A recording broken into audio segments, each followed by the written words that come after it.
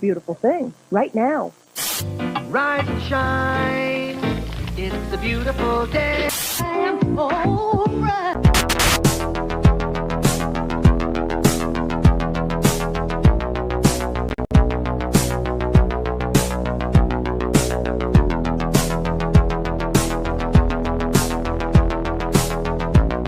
About a third of the building has been blown away.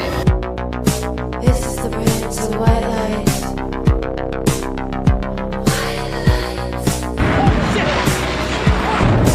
Our very freedom came under attack in a series of deliberate and deadly terrorist acts. And at that point, we were taken for another round of questioning, this time related to our allegedly being members of Massie.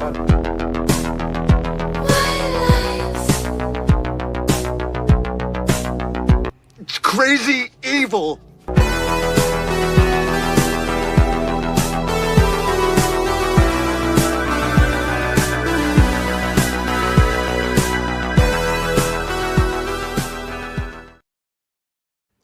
Good morning. What's up, guys?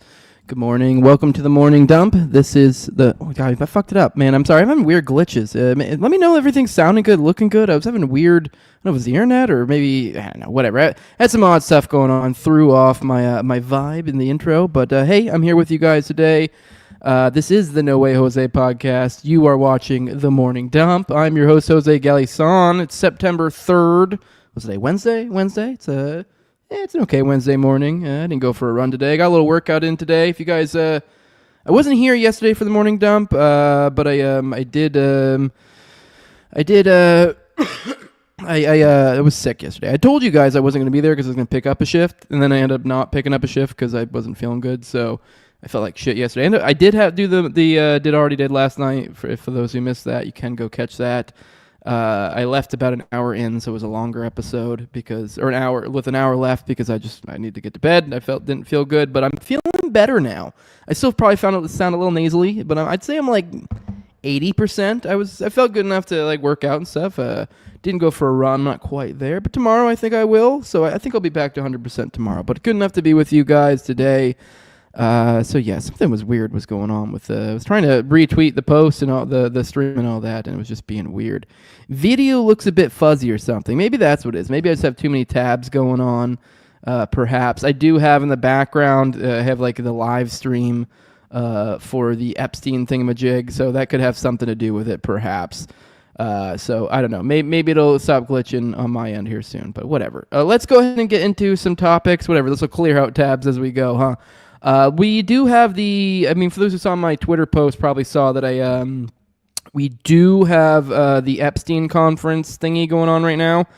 It started at 10:30 a.m. The show starts usually around 11. We start a little late, 11:15. But we will probably check over. I've watched some of it already while I was getting things set up, so I kind of have a little bit of an idea of at least some of the stuff we can skim through. And I think I at least got up to the point to where I think the new info, the new whistleblowers, I guess whistleblower is not the right word here. What's the word I'm looking for? Victims, I guess, or whatever. Anonymous ones that were previously anonymous. I just got to the start of that. So whatever, that'll be something that we'll tread through together going through the new victims, I guess you could say. The new, no longer anonymous victims. So... but while we wait to get into that, I guess I just want to let you guys know, Prime, that we will be doing it's a little bit different format today. We'll probably go through a couple topics. It's very Epstein related today. And, and then we'll probably kind of do a semi-live coverage. I'll skim through a lot of it, but, I don't know. It'll be interesting. I'm glad I did catch some of the beginning stuff because a lot of the beginning was a lot of bullshit fluff, so we don't need to watch all of it. So I can at least skim through a lot of the fluff. But all right, let's go ahead and get into it. The starting video for today. This is sent over by Black Eye. I found this particularly intriguing. I watched like a minute of this, and I thought it was really interesting. So let's watch this together. This is a video of kind of essentially a Gladio type thing going on over there. Let me double check, make sure. Of course, I didn't have it brought up yet. There we go. All right, let's go and play. Check this out. Hands on. Don't put your hands on me. Yeah, you don't have the right. I'm at a safe distance. You don't have to put your hands on me. And Jacinda Allen, why don't Australians have the right to protest? Why don't Australians have the right to protest? Why do you want to ban us from protesting? Shouldn't we have the right to speak in our own country, you coward? This morning, Thomas Sewell just happened to bump into the Premier while Sky News was live in a Melbourne park. In a city of over 5 million people, he's right there, on cue, name-checked by the journalists, stepping in front of cameras and delivering the perfect soundbite to the media. I think Sky News was live with Jacinda Allen just then at a park just up the corner. And we're in the area, coincidentally walking down the court. To me, that doesn't look like chance. That looks staged. And when you look at Collins Street, the picture gets even murkier. The so-called Nationalist Socialist Network turns up right on cue. Pro-Palestinian groups arrive at the exact same time. Antifa is slip mix. That doesn't look random. It looks orchestrated. Then there's the footage of Sewell on the phone while... I do find that particularly interesting. I want to hone in on that. And I think he did that on purpose too. And I guess because whenever I get thrown some media from somebody else, you never know who is this. Like what you kind of like, what are their priors? I don't know who is this, but at the very least, this guy at least mentioned the nexus of a few different things. He mentioned there's this like I guess sort of vaguely neo-Nazi contingent here. We got Antifa, and then we got the Palestine, the pro-Palestine movement, which I didn't get enough into the weeds of maybe some of the Palestinian stuff, perhaps infiltration. I'm sure if I talk to some Zionist type, they actually might have some legitimate, like, oh, this one specific instance, this instance, that instance. Although actually they wouldn't. Why would they be trying to make any case for Fed infiltration? I don't know. I guess if they're trying to make the case that that's some sort of deep state thing, I don't know. I guess I don't even know what the angle would be there. But point being, I wouldn't be surprised if there was Fed infiltration of some sort in the pro-Palestinian camp, especially with all the protest movement and stuff. I didn't follow it enough to really get too close of a vibe. But Antifa, and then also I guess the vaguely right, dissident right, racially conscious, whatever you want to call them. Those are also super duper infiltrated. So, I mean, it's just kind of this idea of this, just kind of how everything's kind of controlled. And, and the funny thing is they don't even necessarily have to control every contingent. It could just be they're controlling one, but you're just in such a weird spot where you don't know. There's such a history of all these groups being infiltrated, and then now every single one of them is clashing. And so it's just a big old dubious clusterfuck. Police block the march. He stays in the coal, speaks to the officers, and then suddenly the police line shifts to let people through. Who was he talking to, and why did the police move in sync with that exchange? Sam Bamford, through his military network, even alleges Sewell never that dude does legit look like a Fed, but I mean, whatever, that's not his fault. deployed and wasn't a I guess it is his fault. He chose literally cop mustache and shaved his head, but... competent soldier. Well, I've done some digging with my mates who knew him from back in his military days. And from all reports, he was a terrible soldier, a coward. He couldn't hack it. Yet, he's pushed as the face of this patriotic cause. He wasn't even born here. Technically, I'm more Australian than him. And for all the NSN people who come at me who say, oh no, this thing was organised, it was actually hijacked the other way. Okay then, why was it done in secrecy? Why didn't you announce lineups? Why wasn't it officially stated in the posters? That's because deep down, on a philosophical sense, the people of Australia would not resonate with your message. If your message actually had some truth to it and actually aligned with people. All right, now he's getting into some political stuff. I don't know what he's talking about. I just thought the Gladio part was interesting. Obviously, I don't know the ins and outs of Australian politics, so I don't know. Let's I guess let him finish his little political stump speech here. To see. And then you would let the people of Australia decide if they wanted to come that day or not. Doing this little bratty hiding behind the scenes and then surprise, it's a protest for the NSN. That is not a workable way to do things and makes everything look so pathetic. And you know what? It really is. The March for Australia was supposed to be about ordinary Australians holding the government accountable. Instead, it was hijacked, turned into chaos, and handed to the media on a silver platter. If you ask me, this has all the signs of a psyop. Australia, what are your thoughts? Sounds to me as some sort of Charlottesville of some sort. Well, actually, maybe Charlottesville wouldn't even be a great example, because he was saying this is some other sort of protest. There's some sort of, I don't know, vaguely neo-Nazi group. I don't know. I mean, I guess I always throw a little bit of shade whenever someone says this Nazi or that, because I don't know. For one, I mean, we've lived in the past decade of calling so much stupid shit Nazi this, Nazi that, so I always kind of a little bit roll my eyes, although there might be something to it. And this is totally something they do, though. So, I don't know. This is interesting. I don't know. The last minute got a little bit into seemingly getting into some sort of Australian politics, but whatever. All right, let's roll to chat, see what you guys got to say. Then we'll start getting into some foreign policy stuff, and then we'll start getting the Epstein stuff. All right. Good morning, Andrew Jacobs. He's good. Said looking forward to hearing from everybody's favorite retard double D, Greta Thunberg on TM double D or A double D. I don't think we talked about her yesterday. I honestly don't. I don't have her on any of these tabs yet. I don't know if she did anything. I think covered her briefly. It wasn't even her. It was the flotilla story the other day. So if you didn't catch out that episode, there's a new group of flotillas getting ready to come. I forget how many. But a lot. So that's happening. They're trying to break into Gaza, and I don't know, bring awareness to all that. Good morning, Junkie Jeff, saying he should be on his shed, but he's quite interested to hear about this. Did not know there was going to be an Epstein press conference. Well, if you listened here, you would. I think I have announced it to you guys a couple times. Good morning, Eddie Grimm. Junkie Jeff says, been a while since I've caught alive, Jose. It has. I haven't seen you in here in a while, and I do remember your name, buddy. Good morning, Noname. Good morning, Alien Big Cat. Says, you do not have the files. No, I do not. Good morning, Boomer Sooner. Good morning, Adam Tom Tom Bobby. Good morning, Boomer. Oh, I already said your name. Good morning, Tommy. Good morning. Ooh, who else we got? Good morning, Dickie. Haven't seen you in here in a while. Alien Big Cat saying crisis acting 101. Yep, for sure. Good morning, Jabba the Hutt. Good morning. Public demonstrations are for low IQ schizoids and glow like a bag of Walmart shrimp. Avoid them. Yeah, that's a good way to put it. Yeah.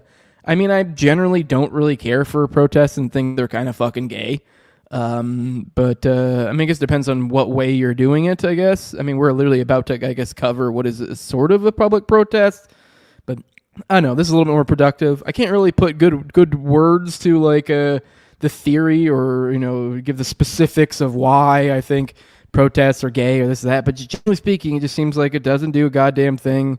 Depending on what it is, they get, as we just pointed out, they glow. Like glowy shit happens. So I don't know. Just protests. I don't know. Maybe one of these days I'll think more deeper on it, read a book or something. But generally speaking, seems fake and gay to me. Good morning, Knife Save Plus. Good says my hemorrhoids are killing me. Bummer. Good morning, Jeff Anderson. This is Australia's psyop. The continent is ruled by awful spiders, for sure. Good morning, Nevsky. The Libs and Feds want you to think everything, even the remotely right wing, is a psyop. Good morning. Well, I think they want you to think everything is a psyop, although at the same time it kind of is. So I don't know. They've got a who was it? Was it Colby who had the line? Maybe it was William Colby, or I might be misattributing it here. Our job is done or something. Obviously, it's a paraphrase. When no one knows what's right or I don't know. When I forget what the fucking thing is. The point being is when you don't know what the fuck is up and down, that's when they got you, and that's kind of where we're at here. And this little video was kind of a good little example of that. Those are three groups of which have, I don't know, a little bit of a distinct glow to each of them. That doesn't mean anytime any of those people show up, that anytime someone remotely right-wing shows up, that it's good, that they are glowy. But, I don't know, especially in this public demonstration type situation. Yeah, looks a little glowy. Good morning, Comment Mama. Good morning. Good morning, Fats Cats. So they gave their firearms away to the government. That always goes well. Yep, makes sense. All right, let's get into foreign policy. All right, I want to lead off with this story.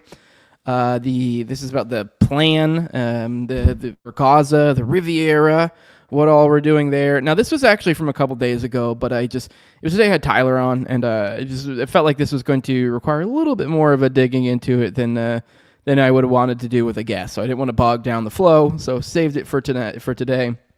But just figured we go through this a little bit. This is a Gaza post-war plan envisions voluntary relocation of entire population.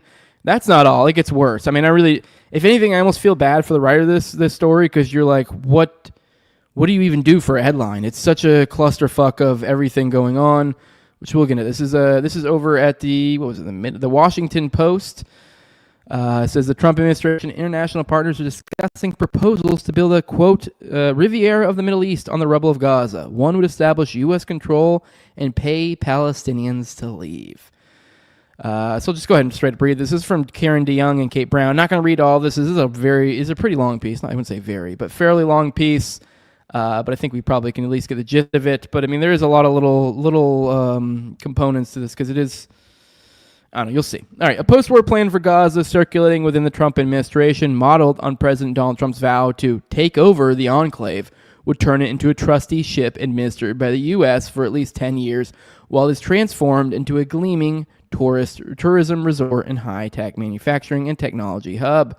Keep in mind that it's a trustee and that's administered, which I think that from my understanding of what like a trusteeship or whatever is, that's essentially like it's like kind of the idea of I don't know, maybe make a Lord of the Rings reference, like a steward, like the stewards of Gondor. I think that's who I think Denethor was, the one who fucking set himself on fire and jumped off the was it Minas Tirith? Man, I know too much shit. But yeah, anyways, he was a steward, and that's where like the Return of the King. A lot of people don't realize that that's Aragorn coming back. He is the true king. He's the descendant of the kings of old, and when they left, whenever the kings disappeared or whatever, the stewards took over. They were essentially just I guess a class of vice presidents, you could say. But they aren't the true people. They are supposed to go someone else. I'm pretty sure that's kind of the concept, somewhat of a trusteeship. So the inference there is like, okay, what do you mean? And then also even then it just kind of straight up says for at least 10 years. So like, well, then where does it go from there? I don't think they're going to say explicitly, but we know it's going to Israel. The 38-page prospectus seen by the Washington Post envisions at least a temporary relocation, of all of Gaza's more than 2 million population, either through what it calls quote-unquote voluntary departures to another country or into restricted, secured zones inside the enclave during reconstruction. Those who own land would be offered a digital token by the trust in exchange for rights to redevelop their property to be used to finance a new life elsewhere or eventually redeemed for an apartment in one of 6 to 8 new AI-powered smart cities to be built in Gaza. Each Palestinian who chooses to leave would be given a $5,000 cash payment and subsidies to cover 4 years of rent elsewhere, as well as a year of food. Which, I don't know, maybe that last sentence maybe sweetens the pot a little bit. Although, I mean, I guess you do kind of look at it as an American, you go, oh, a Palestinian, $5,000. Whoa. He's going to be a fucking king. A king of the castle, king of the castle. I don't know about all that. For one, I doubt these fuckers are going to get the $5,000. Two, it's like, okay, cool. You're like a shriveled worm on the side of the road, and you're like, guess what? Here's $5,000. And if you go to Sudan or some other fucking war-torn country, we'll give you a token, and they'll give you a fucking house. This is like dystopian, like what do they call it? Company cities. This is dystopian, company city shit. Like the old early 1900s stuff, like the original lefties used to fucking have an actual legitimate, fairly legitimate point, upset about like these barons out there that had untoward relationships with the government and just kind of created these schemes of the past where, for example, like I said, the company cities where they would be like, oh, well, we're not going to pay you in money. We're going to pay you in Rothschild's bucks. And you can redeem it at the company store and you'll get one each unit or whatever. And it's just some scheme. And that's what we're seeing again. It's, nothing's ever fucking new under the sun. This is just fucking, we're back to the old days. We're back to the early 1900s. And you know what? With it, I bet you we're going to see a rise of the commies too. And you know what? Okay. They got a fucking point here. So this is just so fucking just insane. Like if you just even try to it's just so dystopian, and it's to even float this idea out, it's just ridiculous. All right, we'll continue. The plan estimates that every individual departure from Gaza would save the trust $23,000 compared with the cost of temporary housing and what it calls life support services in the secure zones for those who stay. I'd also, the fucked up part there too is they say, oh, $23,000 for every departure. Well, you know what that is also a statistic there. That's also $23,000 for every death. Is kind of the other sick underside of that point there. They called the Gaza Reconstruction Economic Acceleration Transformation Trust, or Great Trust. The proposal was developed by some of the same Israelis, no fucking way, who created and set in motion the U.S. and Israeli-backed GHF, now distributing food inside the enclave. That's the Gaza Humanitarian Foundation. Financial planning was done by a team working at the time for the Boston Consulting Group.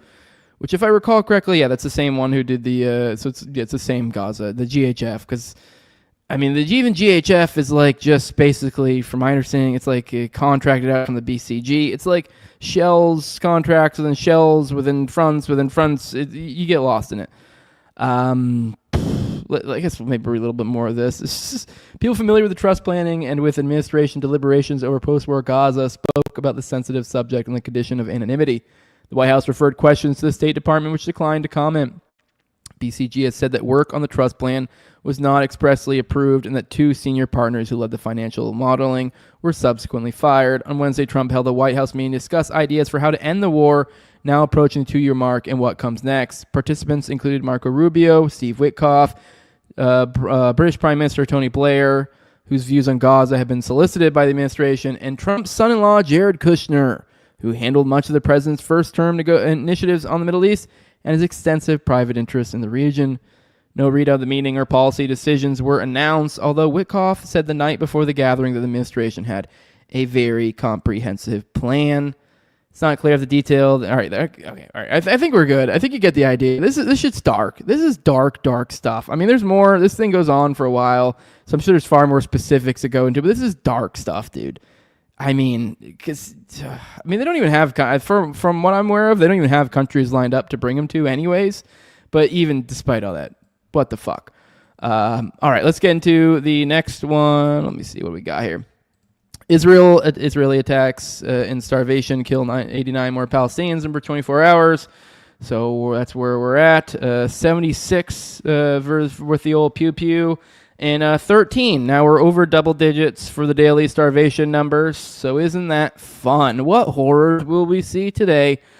All right, let's keep going. We also got the IDF chief says Gaza City offensive is underway. So that's probably why we're seeing a little bit of the pickup in the numbers. This is IDF Chief of Staff Lieutenant General Ayal Zamir. He said on Tuesday the offensive to conquer Gaza City is underway as tens of thousands of Israeli reservists began to report for duty to take part in the major escalation of Israel's genocidal war. We are going to increase and enhance the strikes of our operation. That is why we called you, he told recently mobilized Israeli reservists at the Nakshanim military base in central Israel. We have already begun the ground operation in Gaza City. He said he vowed it'll continue until Hamas is totally defeated. So, yep. So they've already started that. It's not looking so great. So, and then here we go. Here's another one. Haaretz reported that about 350 Israeli reservists signed a statement that said they oppose Israeli government's decision to take over Gaza City and wouldn't report for duty. Well, I don't know. That doesn't sound so great. I think, didn't they say 60? I think, what did they say? 60,000, I believe we'd covered in the past, reservists called. So those numbers aren't really too heartwarming. 350 out of 660,000. Because we'd covered in the show, there were these stories that were stated out a lot about how these murmurs about how the reservists over in Israel are they're done with it. They're over it. They're done. So many of them we're not doing this shit. And then we get 350 sign it. Now, to be fair, I'm assuming the signing would entail them putting their name on the line. So perhaps it's just a concern for legal repercussions of like putting your name on it in that way. Maybe there are more. They're still planning on finding some other way to drag their feet or avoid it. I don't know. I'm trying to give them a little bit out here, but doesn't look good. So 350 reservists have signed statements saying they oppose it and they won't report for duty. So you get those numbers up, hopefully. So the decision to launch a military operation for the complete occupation of Gaza City is blatantly illegal and will put hostages, soldiers, and civilians at risk, said Ron Feiner, a reservist and member of the organization Soldiers for the Hostages. If we are called up for reserve duty, we will not report. Well, I hope they are able to bolster their numbers because I am not liking those numbers that much. All right. Here's an obvious story. Trump says he's done a lot for Israel, including bombing Iran. Thanks for saying it out loud, Donald. This is from Dave, by the way, if those don't recall. We source most of our foreign policy stories from antiwar.com. He also does a regular daily show, too. Go check that out. So if you want a more in-depth version of what I do, and better version of what I do at the beginning of the show, go check out that. So anyways, he said in an interview on Tuesday that no one has done more for the state of Israel, and he brought up his airstrikes. So here's the quotes. So Israel's amazing because, I have good support from Israel, the president told the Daily Caller. Look, nobody has done more for Israel than I have, including the recent attacks with Iran.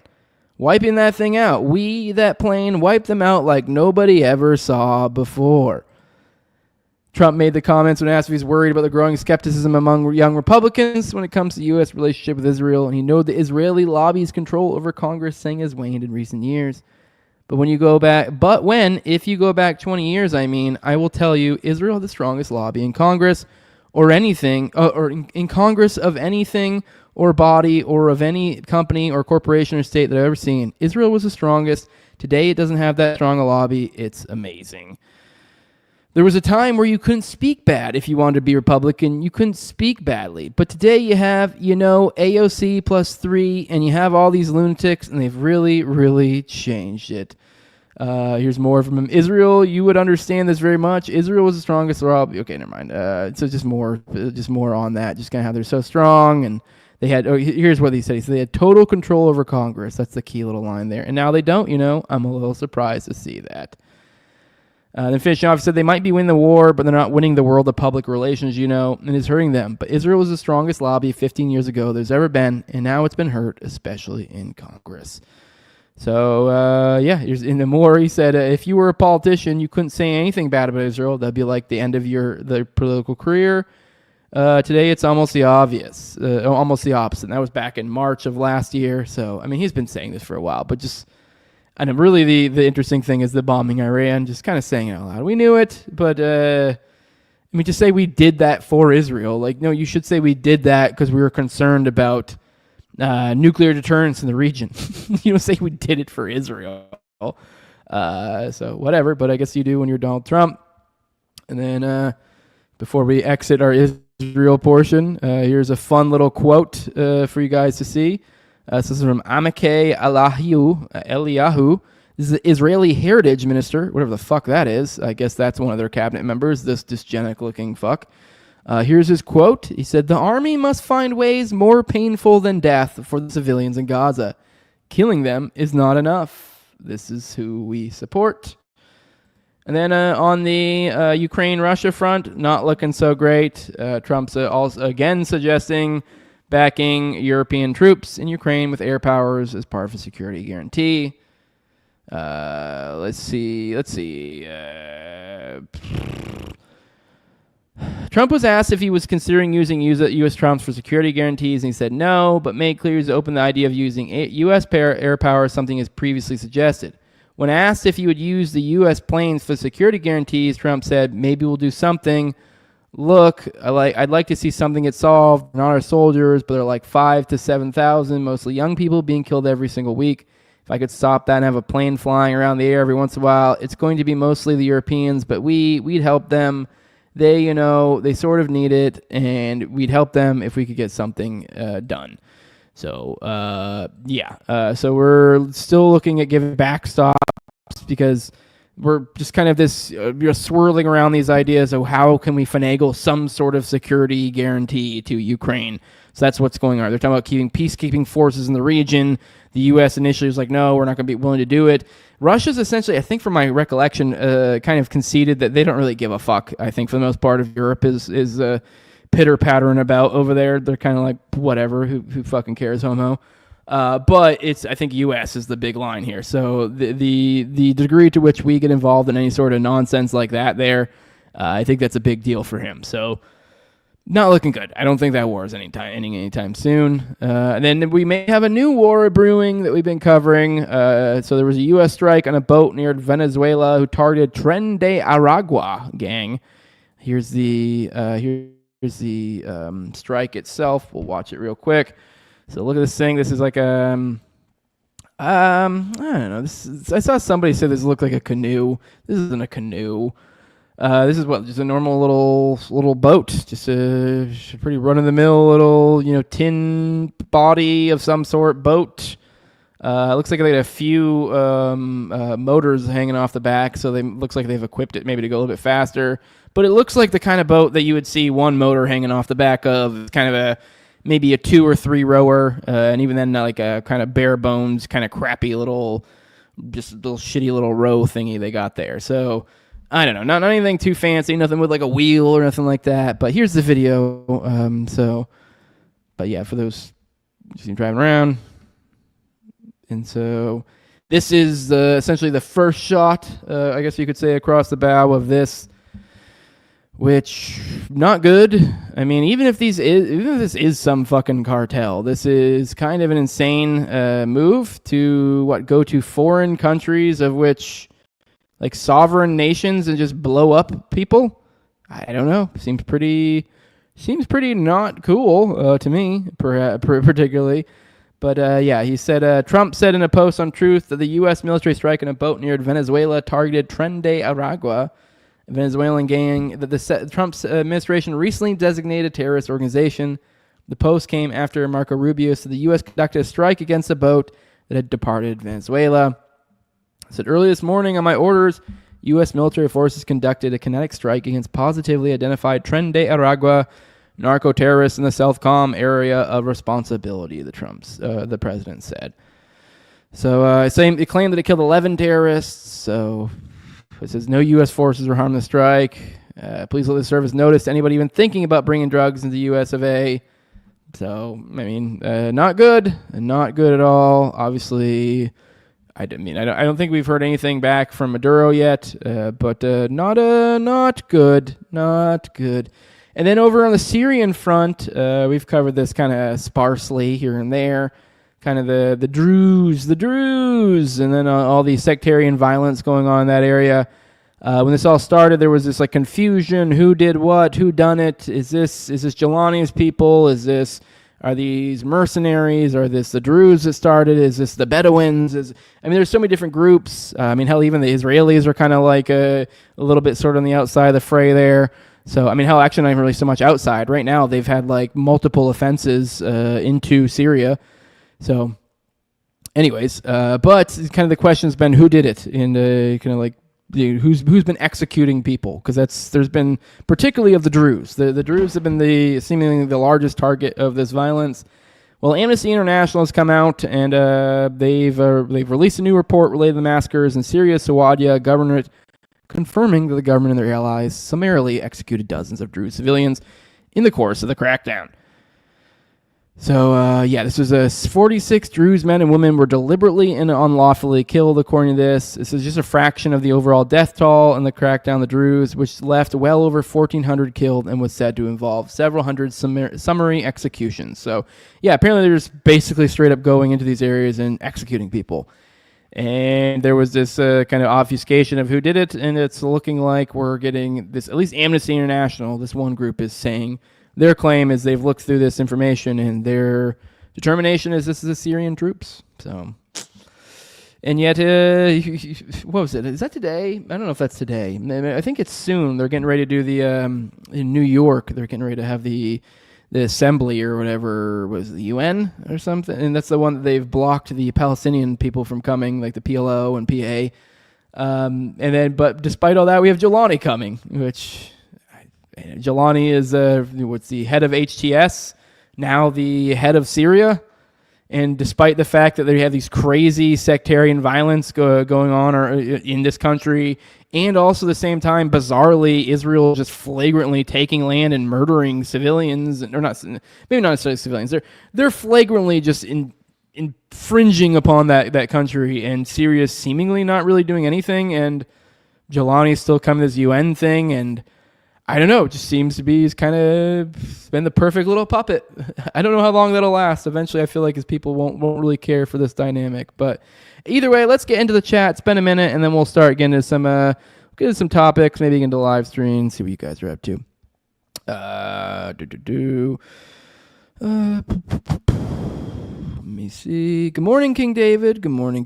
Just let me know when the Israel-Palestine is over. Nevsky says, I know. It hurts your little God King Emperor feelings. I get it. I'm just messing with you, Nevsky. Although you did send me some thread a while ago. I was like, come on. But I don't know. Maybe we'll cover that later. I do have that bookmarked. Knife CT Plus says this whole digital token thing sounds like a Hebrew rug pull. Comment Mama says $5K for 4 years of rent. Yup, right? So it kind of relies on the first world thinking that the third worlders are like, oh, whatever. One Trump coin for you, says Adam Bobby. So dangling free money 5 feet past the cliff's edge. Ooh, which I didn't even cover that. I wish I had remembered that. There was one of the stories that maybe that was probably in the. I should have actually probably read that entire one. I forgot that in one of those there was they've been there was one of the murders, one of the deaths recently. Actually, let's do this real quick. Let's go over to it. I wanted to show you. Let's go antiwar.com. There. Why is it doing this? Sorry, my bad. I'm gonna find that story real quick now because I want to show you what I was thinking about right now. See if I can find it. They murdered some people trying to get water recently, and apparently they'd been telling people to go this exact area. So let me see if I can find it. Yeah, it was Al-Mawasi. Yeah, here we go, actually. Here we go. They were standing in line to fill up water in the Al-Mawasi area, which has been described as safe, when the occupation forces directly targeted them, turning their search for life into a new massacre, Basal wrote in Telegram. Later reports said a total of 21 people, including 7 children, were killed while waiting for water. This is an Al-Mawasi, yeah. So in bombing of Palestinians waiting for water in the Al-Mawasi area of southern Gaza. So, jeez, crazy, just crazy stuff. And this is the area that they've been telling them to go to. This is where they were telling them, hey, there's water here. There's water here. This is a safe area. And so it's kind of damned if you do, damned if you don't. We're going to kill you either way. So, nuts. All right, let's get into... All right, let's get into the... Actually, I didn't finish looking through the chat. You distracted me. All right. Sold my soul to company store, said Junkie Jeff. I guess that's a song. Let me see. Good morning, Daz. W says good evening. Well, you must be over somewhere else. Thanks for a frank view. What's happening across the pond? Hey, it's good to have a foreigner over here. That's cool. That's cool. Jeff says I don't know what the Druze is, but I like it. I don't really know what the Druze is. There's some weird offshoot, I think, of like Islam, but not really. They're a weird religion. We looked into them once on the show. Still not quite sure what it is. So, all right. Yeah, we have Junkie Jeff says kind of hilarious. The U.S. keeps destroying fairly well-off countries like Libya and Syria and just turning them into the hellscape. Exactly. Into a hellscape. All right, here's the quickest story of the day right here. Trump, I think, is alive. Oh, of course, the audio. Of course, the audio. Well, you guys saw him. Let's, here we go. Let's do it. Here you go. Numerous news conferences, all successful. They went sort of crazy, but last week I did numerous news conferences, all successful. They went very well, like this is going very well. And then I didn't do any for 2 days, and they said, there must be something wrong with him. Biden wouldn't do them for months. You wouldn't see him. And nobody ever said there was ever anything wrong with him. I will say it does look a lot better. I mean, I saw little photos here and there, and then other press conferences weeks prior. It looks like shit. Now, I will say I did notice in the eyes. The eyes look a little rough. If you look deep in the eyes, I do think for one, he also lately has been wearing his hat, not as much bronzer, not wearing the suit. So I think all these things thrown together really do a lot for him. So I think, I do think he generally was probably dealing with some sort of medical issues. I have no idea, obviously. There's a lot of people really got into this, and between the bruisings and he's had cankles recently that the White House has admitted to, so some sort of circulation issues and this and that. So I wouldn't be surprised if he actually had some medical issues, but it looks like he came out of it for this one. But let's finish this. And we know he wasn't in the greatest of shape. No, I heard that. I get reports. Now, you knew I did an interview that lasted for about an hour and a half with somebody, and everybody saw that was on one of your competitors. I did numerous shows and also did a number of truths, long truths, I think pretty poignant truths. No, I was very active over the weekend. They also knew I went out to visit some people at the club that I own pretty nearby on the Potomac River. And no, I've been very active actually over the weekend. I didn't hear that one. That's pretty serious stuff. Well, it's fake news. It's just it's so fake. That's why the media has so little credibility. I knew they were saying like, is he okay? How's he feeling? What's wrong? I said, I still think it's hilarious how this. I'm pretty sure this was just some weird. For one, I do think there's truth to it. Like there was a degree of people concerned. It has been a while. This, that, whatever. But I really do think this was kind of like a meme that took legs because it was over the weekend. That's part of why I think I may have mentioned this yesterday, but it's part of why I just thought it'd be funny to cover because it literally was like some sort of weird.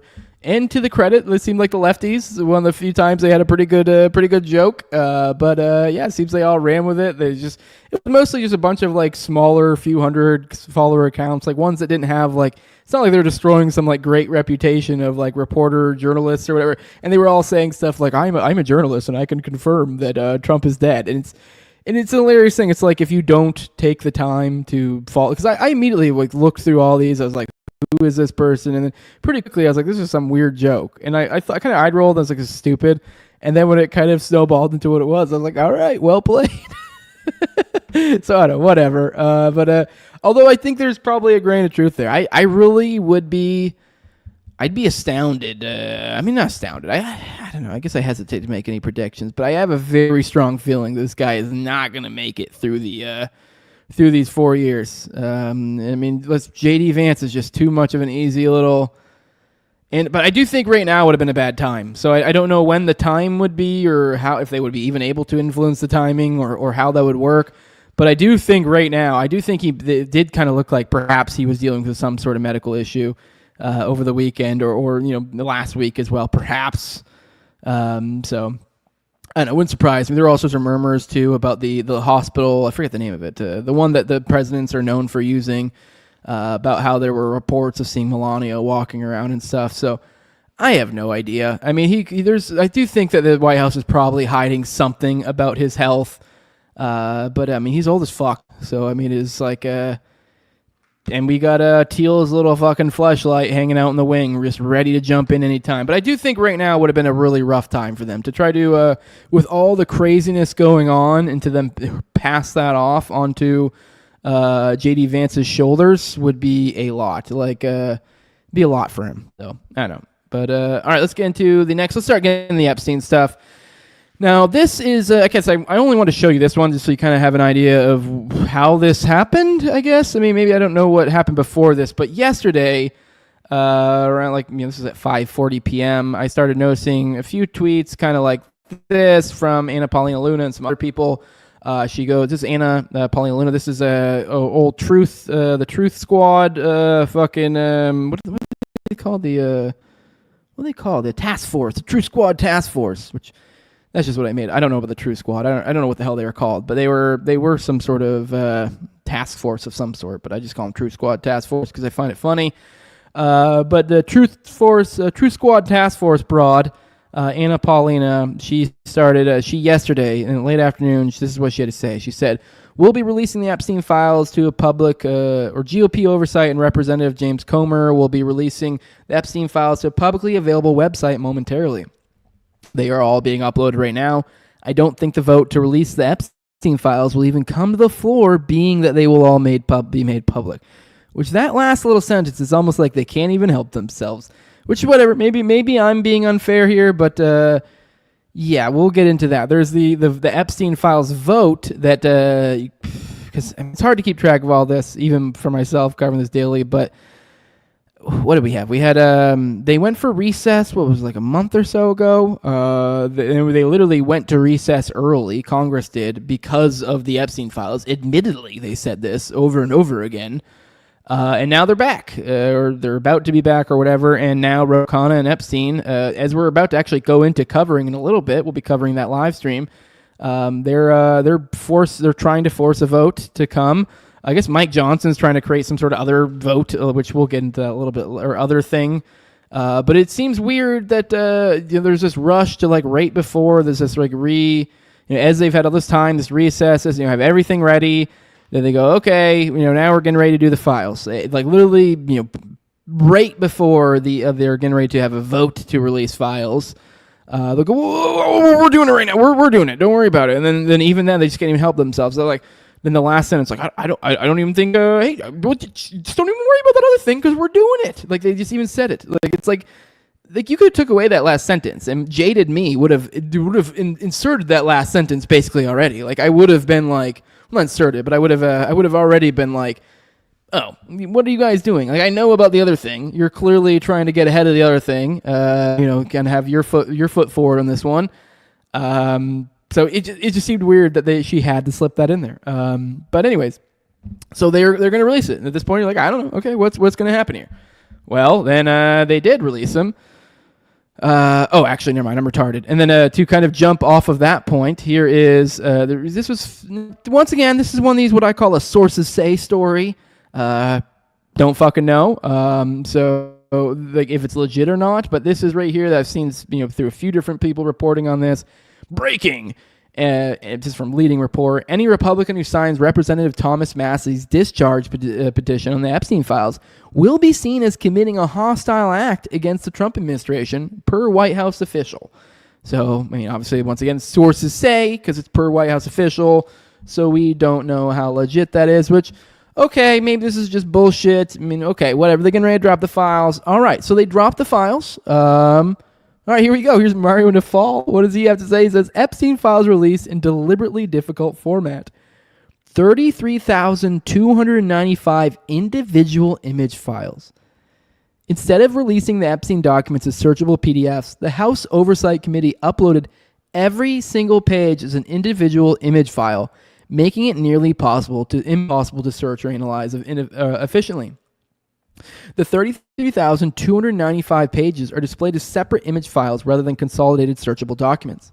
Democrats claim the vast majority of documents have already been released publicly and only 3% contain new information. The committee has not explained why they chose this cumbersome format over standard PDF release. Critics argue this isn't transparency but deliberate obfuscation, forcing researchers and journalists to manually review over 33,000 individual images rather than using basic search functions. The release format makes it exponentially harder to identify connections, search for specific names, or analyze patterns across the documents. And here's a photo of it. And then here's a fun little one. Leave it to Nancy Mace to make this about herself. She put out a post a while ago, and I guess then she put out a video of it, or somebody did, of her storming out the Epstein survivors meeting. So I guess I can play it. I mean, the audio doesn't matter. It's just her storming out, being all sad. You probably can't see it. It's a little fuzzy, but she's got red face. It looks fake as fuck. Anyone who knows anything about Nancy Mace, she finds a way to make everything about herself. But I don't know. Whatever. I don't know. Who knows? Maybe it's part of some next level Masonic theater of some sort. I doubt it. I think she's just a crazy broad who likes to make everything about herself, and she just couldn't help it because part of her legend that she likes to float out there is that she's some sort of sexual abuse victim, which perhaps she is, but we've gone a little bit on the show before into sort of the weeds of her accusations, or I mean, maybe there are other accusations I'm not aware of, but doesn't look good. Looks like she just might be a crazy bitch. But more on the specifics of making this intentionally cumbersome. You might think, oh, maybe this is just some weird government-ism thing, like, hey, government, they're so inefficient. They're so fucking stupid. Here we have, I think this is probably a pretty good indication that I don't think that's quite the case. Here's Ken pointing out that one of the Epstein files released is a publicly available court document, and then every single page is a separate file. Like, they broke up a single PDF into a bunch of separate files. So this is a point. Like, I'm getting, like, the idea that it's like, I don't know, they somehow did this in a retarded way or something. I mean, and there's some justification because you're like, oh, this is what you're told to do. That doesn't make sense. Like, some of these were already arranged in PDFs. There's no reason you couldn't just download it as the entire PDF, and they were already publicly available. So there's literally no real reason. The only reason you could give is that you were like, oh, well, we just want everything to be the same file type. And you're like, well, I mean, that's pretty retarded given the situation here. If you're like, well, I think we've identified that maybe it's not the greatest idea that these all be IMG file types or whatever the different fucking image file type they have is. But yeah, so, and then I've also heard two people, I'm not two, but I've also heard people, say, that maybe this could be just the site being overburdened, but I've heard a ton of people saying they're not even been able to open stuff. It's been super fucking clunky. So completely unsurprised. It's also apparently incredibly redacted. So yeah, I mean, unsurprising as well. And then if you were, back on the True Squad Broad. Ooh, I like True Squad Broad. There we go. That one rolls off the tongue. That one just happened. Whoa. How did I not put that together? Anyways, if you were even more on the I cast suspicion on this fucking whore, let's go ahead and let's see what she has to say. And I don't know, can you spot where maybe some key words that maybe would make people like me and you a little bit concerned? You tell me. Tell me in the chat. What do you think? Bigger than I think anyone anticipated. We are obviously going to be requesting the SARS reports from Treasury, and also following up on that. There's some very rich and powerful people that need to go to jail. I think everyone's been frustrated as to why that hasn't happened before. But it is very much so a possibility that Jeffrey Epstein was an intelligence asset working for our adversaries. But also, I think the questions that Did you guys catch it? Did you guys catch it? Did you guys catch it? All right, we'll come back to it. we have is how much did our government know about it. And so there's more to follow, and I'm sure you'll be hearing from the chairman momentarily. But I do applaud the victims from coming forward, because we heard from a woman who was as young as 14 years old when she was victimized multiple times by Jeffrey Epstein. So that's hard to hear. Will you sign the discharge petition, the Massie discharge petition? I think that the files will probably be released prior. I don't know why Comer hasn't. I think that he should do it, so it wouldn't even have to come to a vote. But I mean, obviously, I've been a huge advocate, even when I was the only one in Congress calling for the rest of this file. So I think huge advocate, despite the fact she didn't say well, actually, I take that back. She did say, that's a good way I could phrase this from now on. She said a word about the Epstein thing on JRE, the Joe Rogan podcast, the largest podcast in the world. And I mean, it's even so. She said a word. That word was, she literally just referenced the word Epstein, and it was when she was listing off numerous things, of which were, essentially the duties of her role in this task force or whatever. And to further, she put that in the middle, which I found that a little bit suspect, because it almost felt like you were trying to breeze over it. And then on top of that, then immediately swivels into, and the reason why I'm here to, like, essentially, and this is a paraphrase, obviously, I forget the specific how she said it, but essentially kind of like, and I'm not trying to distract from this stuff while we talk about alien shit or whatever, because that's basically what they spent fucking like 2 hours talking about. Dumb fucking alien shit. Stupid alien shit being told to you from some unintelligible broad. They're like, oh wow, this is super interesting. Like the sort of stuff where like men go, I couldn't even sleep with her because like I couldn't get past the conversation. Like she's really pretty, but boy oh boy is she fucking awful. That's who Anna Paulina is. So yeah, let's finish this. I'd be happy to, yes. Thank you. What do they call from the victims? Do they want those files released? The victims want information to be out there, but they don't want their personal information, I think, for good reason to be out there. So I think from the get-go, even the Attorney General stated that there's victim information that you have to make sure that's private, being that some of the victims also, too, are as young as 14. All right, that's all. By the way, I always feel, I want to go back, because I always feel like I need to defend myself when I bring up this point.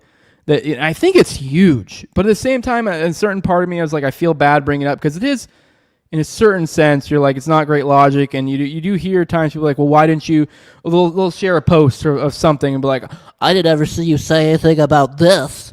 Oh, why didn't you say anything about that? Well, apparently you don't care about the Druze or the Kurds, because I didn't see you make any posts about them, or whatever the fucking thing is.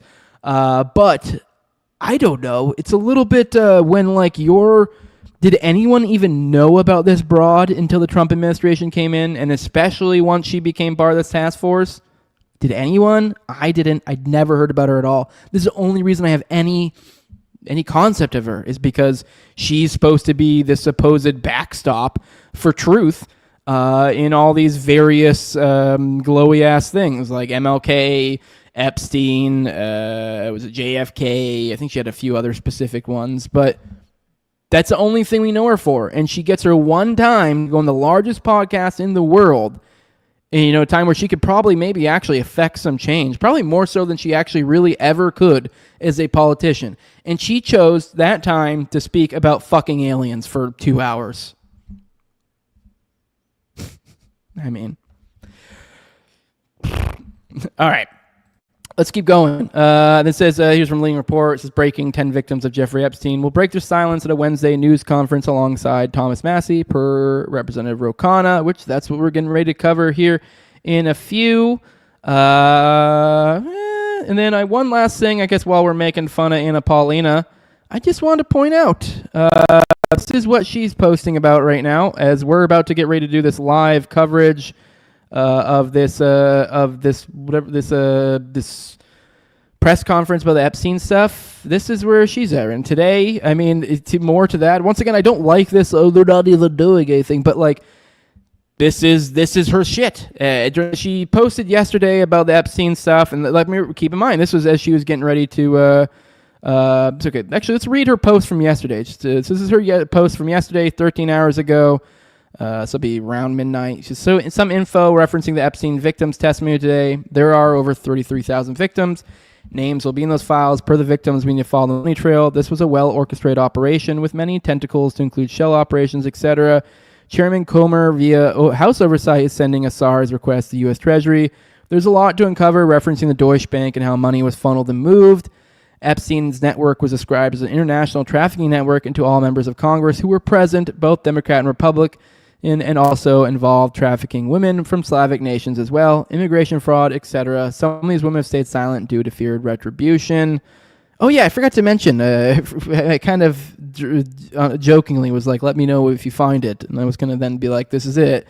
I totally forgot to point out that she said in that one, that clip I played of her a minute ago, what did she say? She said, I'm in a brain fart right now. Fuck. What did she say? Oh, she said, God, what is going on with my brain right now? All right, let's finish this, and my light bulb will go back off in a second. Epstein Network was described as an international trafficking network to all members of Congress who were present, both Democrat and Republican, and also involved trafficking women from Slavic nations as well, immigration fraud, etc. Many of these women have stayed silent due to fear of retribution. Oh, yeah, I remember. It was enemy agencies or enemy intelligence agencies or enemy... whatever. Like she essentially used the wording enemy, implying that, which let's be real, most people here are likely in this crowd are probably assuming it's some combination of CIA or Mossad that are mostly responsible for Epstein's shenanigans. But despite that, we're being floated out. Oh, these enemy. What do they say? Working for our adversaries was the exact quote.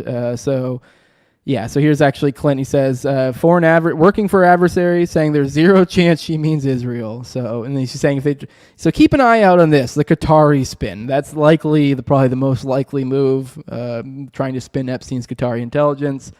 I will say Josie did add something good to this that maybe is some grain of something they could stand on here, perhaps as well.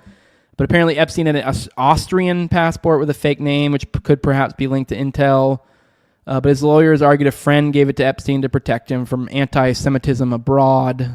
So, I mean, maybe Austria, although I don't know if we'd really consider Austria an enemy. I don't know. I don't really know the specifics on Austrian connections. So, anyways, that is one other thing flown out there. Then Clint put in there, he said, start with Ehud Barak, living with him for 5 years, and work backwards from there. Bringing up a good point. It's Israel. Likely Israel. All right, let's roll with the chat. It's been a minute since I checked in with y'all, and then I think maybe we'll go ahead and get started on maybe some of the our Epstein coverage. Oh no, fuck! I'm retarded. Let's come back to this. Anyways, I'm not gonna finish this post. I mean, I basically finished it. The only point I want to get at is today she posted about insider trading, which okay, so they're having their own press conference at 1 p.m. So in 45 minutes, they're getting ready to have their own press conference on insider trading. And that's all she's posted about today. Although I will say it's a little bit weaker if we're focusing on just today. She did post something about the Epstein people today, but I don't know. You would think, if anything, they would want to... I mean, the smart move with these guys here would have been to, if they played it off a lot smoother, is if anything, these guys should have been super gracious, probably should have been boosting Ro Khanna and Epstein's signal like crazy. But be acting like, hey, I'm glad we're bringing awareness to this so we can kind of all come together. Isn't it so great? We already have these files. We don't need the vote, but hey, whatever. Like, I don't know, just some sort of balancing of making yourself the good guy here. You'd think you'd want to, if anything, boost this, because if you're supposed to be like, oh, I'm concerned about the Epstein victims, because the post we just read a minute ago from Anna Paulina, this was their testimony, which is behind closed doors to Congress. So here's one where they're doing it publicly. and the populace can get information about it that's not curated through you. So wouldn't you want to amplify that if you do care about the Epstein case? I would think so. All right, let's go to the chat. Checking on y'all. It's been a minute. Junkie Jeff says, how long do you reckon it'll be before you guys in the U.S. get a deep fake AI president like season 2 of The Capture? Yeah, I mean, probably not too long. Yeah, and then everyone says, Junkie Jeff brought up a good point here. I said, I thought the Epstein Files were a Democrat hoax. Yeah, I know, right? So he's aggressively agreeing. Says they could keep a dementia patient with cancer alive for 4 years. They can probably keep Trump all juiced up for that duration. Exactly. Like, Biden's in a way worse case. So if he's got a little bit of medical stuff going on, nowhere near as bad as that. So, Based Jose. What's up, Nemo Liberty? What's up, man? Appreciate it. Good morning. Tom says, agreed. I'll keep them juiced until it becomes a problem for whatever faction Teal is. And that's a good point. Like, they could be like they're burning him along. Although I think the move would be to fucking, dump over the wheelbarrow over the cliff at some point before the administration's over. That way he can kind of jump in. Old JD can, because if he had a little bit of time in the seat, it'll make his re-election easier. But you don't want too much time like this early in the administration when they have all these scandals going on. That would be a really rough time for the VP to try to jump in. So I mean, I will say though, for the powers that be, that would be the good way for some of these scandals to kind of go by the wayside. That would be a really smart move assuming they have that control to essentially enable that to happen now. But you're essentially spiking likely spiking JD Vance's later electoral chances and possibly the GOP's at large. So I mean, I don't know. It's kind of a balancing act here. So. What else we got? Yes, Jeff says they dropped them on a Tuesday, just like movies and music. Yeah, 30,000 image files. Yep. So, they're .pngs. Junkie Jeff says he could data bend them. Whatever that means is. Nevsky says Trump cracking down on cartels, NGOs, and immigrants is an attack on the Epstein ring. Also, okay, sure. Okay. What else we got? Aliens are psyops, says Junkie Jeff. I do generally agree with that. Yeah, Tom says even without AI, they're really only barely slowing down the autists. They don't need a search function.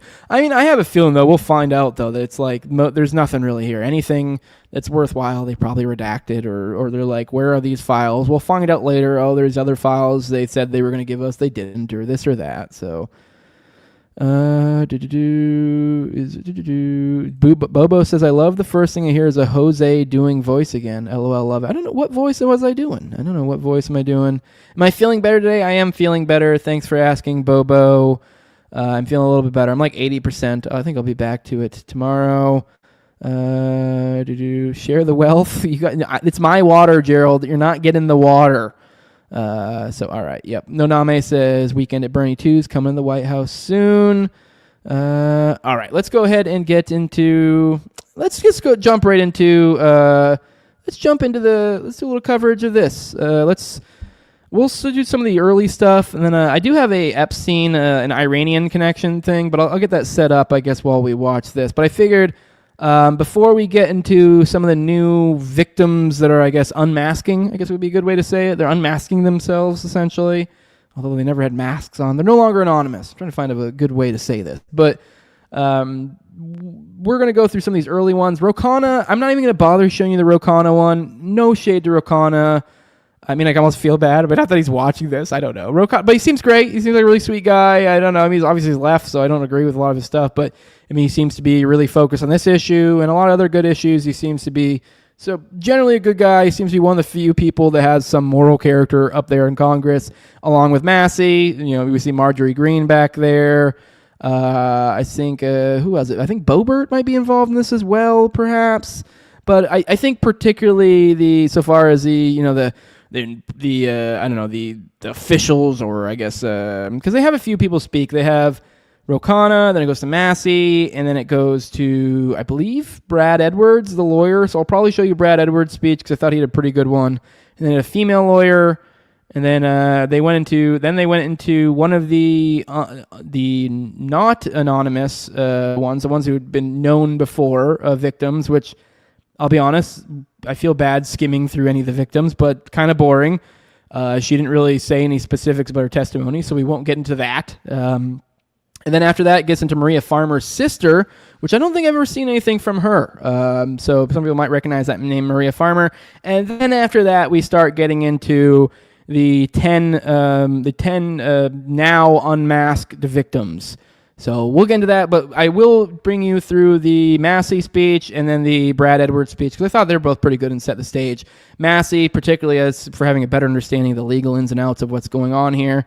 So let's go ahead and play this, and yeah. I want to thank my colleague Ro Khanna for co-leading this effort to bring transparency and justice for these victims. I hope my colleagues are watching this press conference. I want them to think, what if this was your sister? What if this was your daughter? When these survivors speak, the Washington establishment is asking the American public to believe something that is not believable. They're asking you to believe that two individuals created hundreds of victims and they acted alone, and that the DOJ has no idea of who else might have been involved, that nobody else did anything that rose to a criminal enterprise. The American people know that's not true. Now, the Speaker of the House just offered a fig leaf to my colleagues. They're going to vote on a non-binding resolution today that does absolutely nothing. I appreciate the efforts of my colleague James Comer, who's leading the Oversight Committee. They may find some information, but they're allowing the DOJ to curate all of the information that the DOJ is giving them. If you've looked at the pages they've released so far, they're heavily redacted. Some pages are entirely redacted. And 97% of this is already in the public domain. So I'm calling on my colleagues. Be one of the next two who sponsors this discharge petition. I think it's shameful that this has been called a hoax. Hopefully today we can clear that up. This is not a hoax. This is real. There are real survivors. There are real victims to this criminal enterprise. And the perpetrators are being protected because they're rich and powerful and political donors to the establishment here in Washington, D.C. So today we're standing with these survivors and we're giving them a voice, and I want to close by thanking them. They are brave. I hope they encourage other survivors to come forward and to tell their stories, not just of Jeffrey Epstein and Maxwell, but anywhere in the country.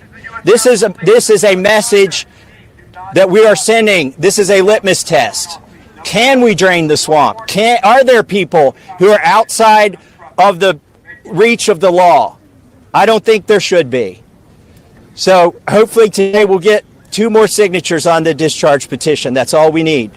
And with that, I want to introduce the bravest woman in Congress, Marjorie Taylor Greene. I find it interesting that the 3... All right, we're going to... let's see what he says here. They can find their spines as well. And with that, I give you my... All right, he just said some statement about hope they can find their spines. I accidentally read through. But let's go through. I don't know, to be honest. Marjorie is just kind of. I mean, I don't know. It's a nice little stump speech. But let's go ahead and play. Let's play Brad Edwards now, the lawyer. So if I can speed that up, come on, get to him. Yada yada yada. All right, there we go. All right, let me. Here we go. Thank you, Ro and Thomas Massie. I really appreciate you putting forth this discharge petition. It's tough to understand that we have to be here because this doesn't seem like a partisan issue.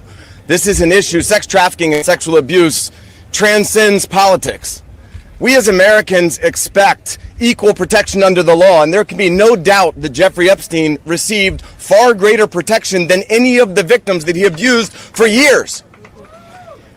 In 2008, Courtney Wild walked into my office because she was a part of a federal investigation into Jeffrey Epstein where all she wanted was the government to talk to her. Little did she know the government had worked out a secret immunity deal for Jeffrey Epstein, and we had to file Jane Doe's versus United States of America to prove that Jeffrey Epstein worked out an illegal non-prosecution agreement with the government. That was 2008. It took us 10 years battling the government pro bono for the judge to ultimately determine that the victims' rights were violated. The government has mistreated them after Jeffrey Epstein mistreated them. We then filed civil lawsuits against Ghislaine Maxwell, which has resulted in her being in prison. Our civil lawsuits led to her prosecution. We filed lawsuits against Jeffrey Epstein, against his estate, and against two financial institutions, JP Morgan and Deutsche Bank, that proved that they knowingly provided the financial infrastructure for a sex trafficking operation.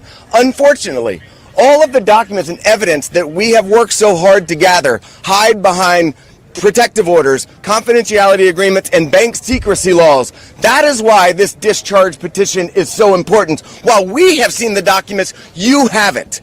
And when you see the documents, you're going to be appalled. And the American people deserve to see everything. When you sign this discharge petition, it should mean nothing is off limits. That means the documents in the possession of the CIA should be made available. Those in possession of the FBI going back decades should be made available. The SEC, financial records in the possession of FinCEN should be made available. Everybody knows that evil flourishes in the darkness. Corruption flourishes in secrecy. It is time right now to make a difference for the women that are behind me right now.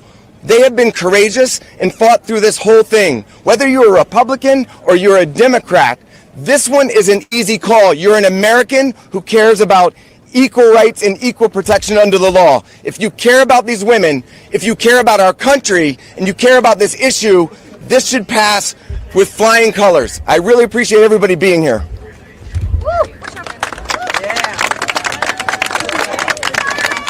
All right. Well, now we'll break off and go over to. We'll come back to start with Farmer and then go into the other victims, the ones that are unmasking or whatever. I did get some intel just now. I do happen to have. I've gotten the show to the point to where now I have my eyes on the ground. I got my own people.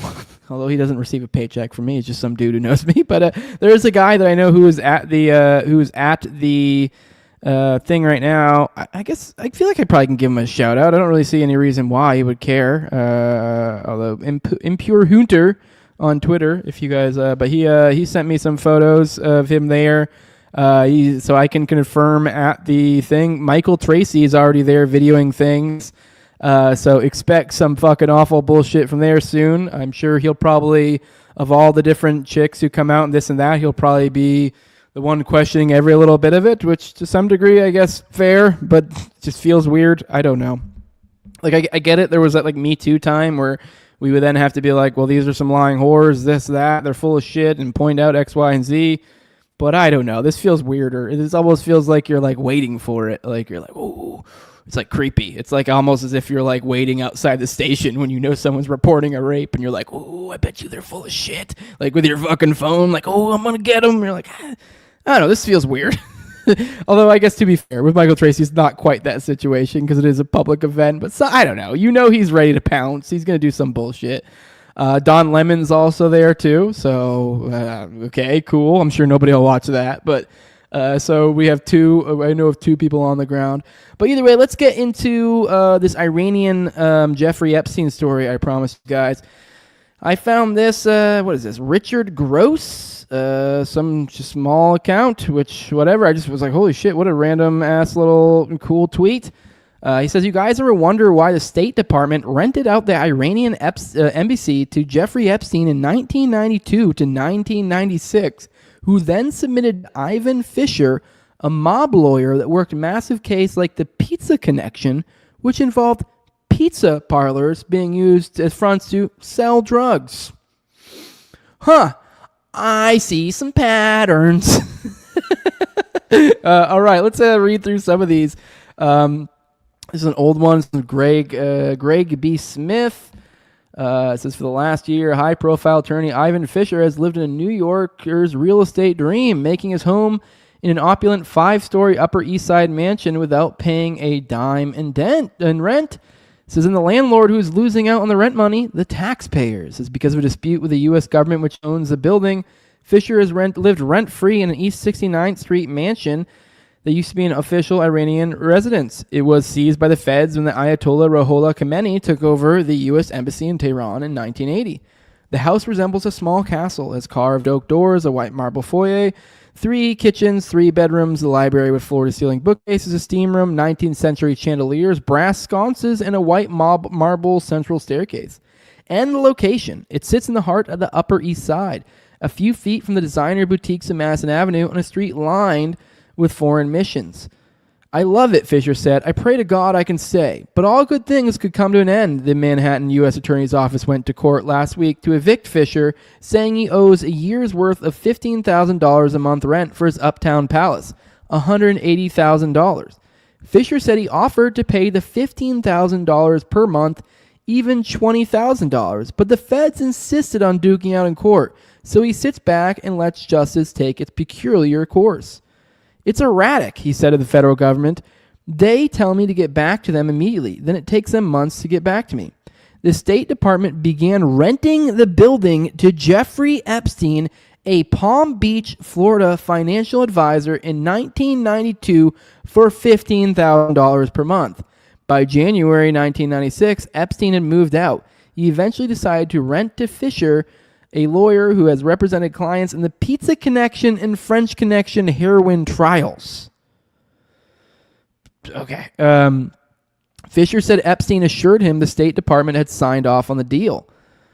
In May 1996, Fisher began paying Epstein $20,000 a month, a tidy $5,000 a month profit for Epstein that the government didn't know about. Fisher moved his family into the upper floors and his law firm into the lower floors. Unfortunately, the State Department insisted Epstein hadn't gotten permission to sublet, and besides, it was furious about the profit he was pocketing. When Fisher realized the State Department no longer considered Epstein the lessee, he stopped paying Epstein rent. He said that he offered to pay the feds directly, but they declined. In November 1996, the feds sued Epstein and Fisher. Last week, Manhattan federal judge Denny Shin gave the men 45 days to deposit back rent in an escrow account and promised to resolve the question of eviction quickly. Fisher, meanwhile, said he has sunk hundreds of thousands into renovations and hopes he'd be allowed to stay, even if he has to pay. So, I mean, if you to recap that, we have this Fisher guy, this Ivan Fisher, and then apparently he was living in the Iranian embassy in New York, and then he got kicked out, essentially due to, I forget the specific, what would they say the reasoning was? I don't know, maybe it's, what did they say? To evict him. Okay, so they just evicted him. So I don't know how he got the hookup in the first place. So because of a dispute, Fisher has lived there rent-free. So I guess somehow this dispute, it's almost like this guy was a squatter almost. So this guy is some sort of squatter. I'm sure there's more to the story there. But either way, guy's living in the house rent-free. The government tries to evict him, the house being the Iranian embassy in New York. I guess during a period of time in which they had freeze assets, so essentially they're not able to get there, is my understanding. So yeah, and then this guy, during the period of time in which he was not able, they kicked him out, the government then started renting out to Epstein for $15,000, and then the guy who had said he was already willing to spend money anyways then gave Epstein money. This is a weird clusterfuck. I mean, so then he's subletting to the original owner, and then this guy has some weird connections, which we'll get into. These this pizza connection and French connection to some heroin trials. So, okay. But let's all right, here's more, I guess, on this. In this case, the U.S. government seeks to evict defendants from a building formerly used as a residence of the Deputy Consul General of Islam Republic of Iran. After diplomatic and consular relations with Iran were severed, the Office of Foreign Missions of the U.S. Department of State took possession of the building pursuant to the Foreign Missions Act, leased the building to defendant Jeffrey Epstein in 1992. Epstein sublet the building to defendant Ivan Fisher in 1996, purportedly without the government's consent. Fisher in turn sublet a portion of the building to several Oh, that's even further interesting. So then Epstein was subletting it to Fisher, who was then further subletting it to other people. All right, and then here's more on this Fisher guy. As a young lawyer, Fisher represented the writer Jack Henry Abbott in a murder trial in what many call the trial of the decade, and was counsel for Joseph Bonanno, also known as Joey Bananas, the boss of the Bonanno crime family. Another of his clients was Marie Luisi, a senior vice president at J. Walter Thompson, amid allegations relating to the alleged theft of $30 million. And Lowell Burrell, an oil executive and financier in the largest white-collar prosecution ever at the time. Fisher also represented the Italian financier. Michelle Sindona was lead counsel in the Pizza Connection trial, the longest federal criminal trial in U.S. history, in the French Connection trial. On May 15, 1974, Fisher won a landmark decision in the Court of Appeals in the Second Circuit Court, which in effect overruled Supreme Court rulings precluding American judicial review of foreign U.S. law enforcement conduct. An immediate result of the decision was an order from the then Secretary of State Henry Kissinger to every U.S. embassy in the world directing all American personnel to abstain from participation in torture. Okay, well, cool. Sounds like this guy at least had some positive effect in the world. Somehow preventing torture. And then what is the Pizza Connection trial? Well, what it is was a criminal trial against the Sicilian Mafia and American Mafia that took place before the U.S. District Court for the Southern District of New York in New York City, U.S. The trial centered on a number of independently owned pizza parlor fronts used to distribute drugs, which had imported U.S. $1.65 billion of heroin from Southeast Asia to the U.S. between 1975 and 1984. The trial lasted from September 30th, 1985 to March 2nd, 1987, ending with 18 convictions with sentences handed down on June 22nd.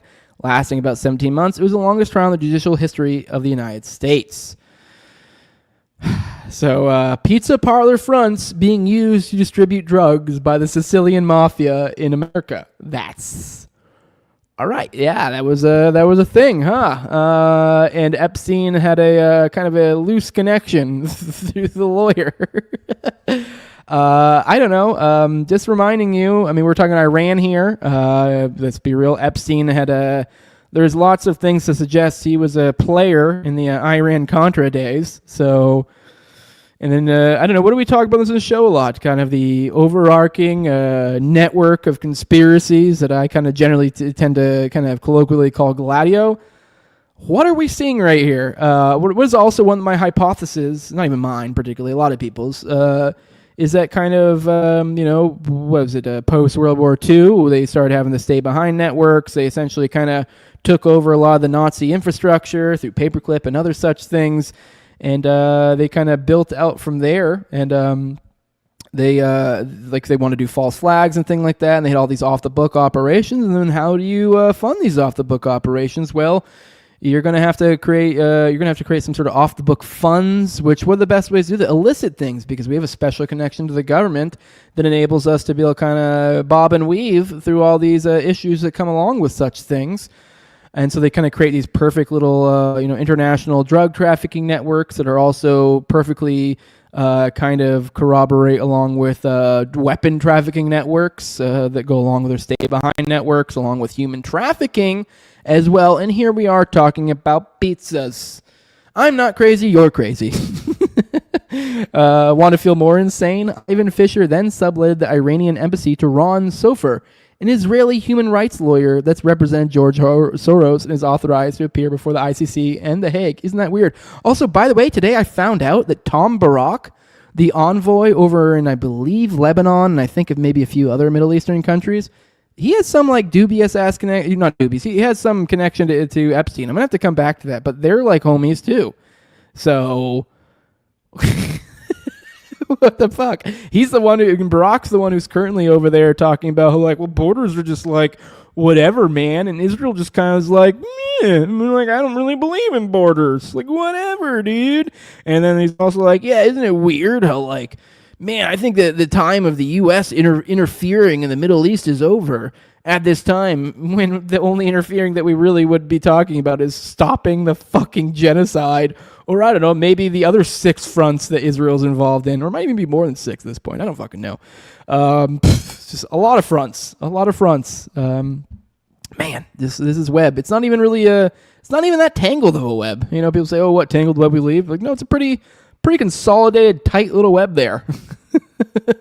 Some more connections. So yeah, we have that guy. So let's be real. Tom Barak, obviously, kind of in the pocket for Israel right now, then with connections to Epstein. So let's get more into the specifics on here. Here's an excerpt, I'm assuming probably from Wikipedia or something. It says, in an effort to sell the case, I held a conference on January 28th, 1998. At the conclusion of that conference, the government requested permission to file a motion seeking partial summary judgment against the subtenants. By stipulation, order dated March 5th, 1998, all the named subtenants except for Diane Fisher, the Fisher Group, and Ron Soffer agreed to be bound by any order I entered with respect to Fisher's right to occupy the premises. Okay, so this sounds like, I don't know what that specifically is from, but essentially they're talking about subtenants. We have a Diane Fisher as well, and then Ron Soffer, who is a Israeli human rights lawyer, to George Soros, and an ICC lawyer, Hague lawyer, all that. So he's Ron Soffer. He's a member of the Bar Association of Israel, Paris and New York. He's authorized to appear for the ICC in The Hague. What else more do we have here? Irresponsible ICC. Here's an article he wrote once. It says irresponsible ICC rulings could trigger further conflict. It says ICC judges are not supposed to determine the fate of international conflicts, draw borders that aren't agreed upon by the sides, and recognize the legal existence of states. I'm assuming this refers to probably some of the Israel stuff going on at the time. This is in 2021. When was October 7th? What year was that? I don't think it was that far ago, was it? It was 2023, so this was 2 years. So it probably wasn't in reference to that, since it was 2 years prior. Although, let's be real, it was probably had something to do with Israeli borders of some sort. And then here's the guy, Ron Soffer, for the viewers. This is a thing from him where he appeared in a tribunal in Paris, France, for Soros. This is in 2005. Soros told a French court he didn't consider information he had when he bought Société Générale SA shares 1988 confidential. Therefore, he shouldn't have been convicted for insider trading. Okay, so this guy represented George Soros for insider trading at some point in Paris. So, guys glows a little bit. And then more on that, and this guy says, oh, and even funnier, during that same period, 96, Epstein rented out another nearby Manhattan property to Howard Lutnick. Jesus Christ, you could be fucking kidding me. Current Secretary of Commerce through Comet Trust. What a hilarious and odd name. I kind of almost wish I'd had, I didn't realize the thread ended like this, because I would have found that Barack, I don't know how to pronounce it, but I would have found that little specific connection, because I'd found it earlier today when I was working out. I was listening to something, and I was like, ooh, I'll find that later and bookmark that for the show, and I figured like maybe tomorrow or something. Not for today's show, since it was like last minute, and it wasn't really in the fore of my brain. But I'll have to find that later. But because it would have fit really perfectly into here. But yeah, so we have he rented out a Manhattan property. Epstein rented a property to Howard Lutnick. You know, the guy who was his fucking neighbor and is currently Trump's Secretary of Commerce through Comet Trust. What a hilarious and oh my fucking God. If you guys don't recall, okay, I'll come back. I'll actually search it up. We'll search it up in a second. Comet Trust. Okay, if you see these connections, you're probably screaming a little bit too. Let's read this excerpt upstairs. In addition, property records seen by Newsweek show that Epstein was listed as a trustee of the building during these transitions and transfers while playing a direct role in them. Epstein granted his lawyer Jeffrey Shantz power of attorney over the property in 96, selling it to the Comet Trust a few weeks later. All right, well, I'm going to look up, let's look up Comet Pizza. Remember how we talked about pizza at the beginning of this? Now let's talk about Comet Pizza. What's Comet Pizza? You guys need a little bit of a memory jog here. Let's scroll through here. I just looked up Comet Pizza. We're on Twitter right now. So here's a good one. Do you guys remember James Alefantis? Remember that thing we called Pizzagate? Yeah, I don't know. Symbolism will be their downfall. All right, let's go ahead and watch this. This right here is Instagram photo. This is stuff from the Comet Pizza owners' Instagram. But hey, Pizzagate's just a conspiracy, despite the fact we laid out. I mean, okay, to be fair, I guess there's nothing there that is direct, like, yep, totally Pizzagate. But it's like, I can't help but not notice the patterns. So, yeah, watch this horror.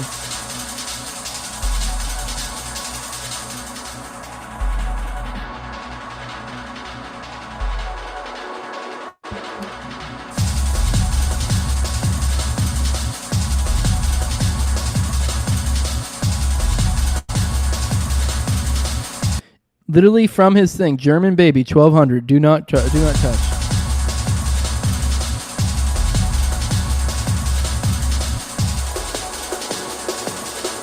Yeah, look at this shit.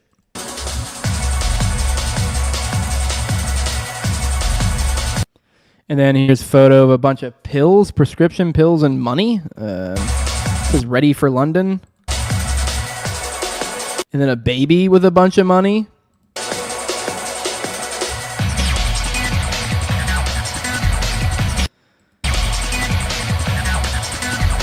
Pandas holding each other.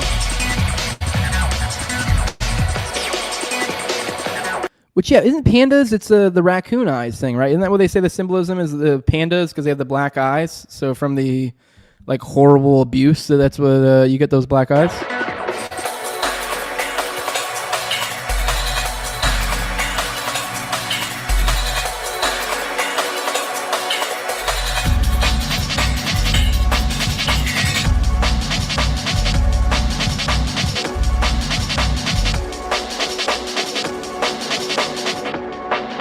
Looks like they're digging a tunnel here. Remember that was like a big thing, tunnels? Here, literally a photo of them digging in their basement. And with a baby.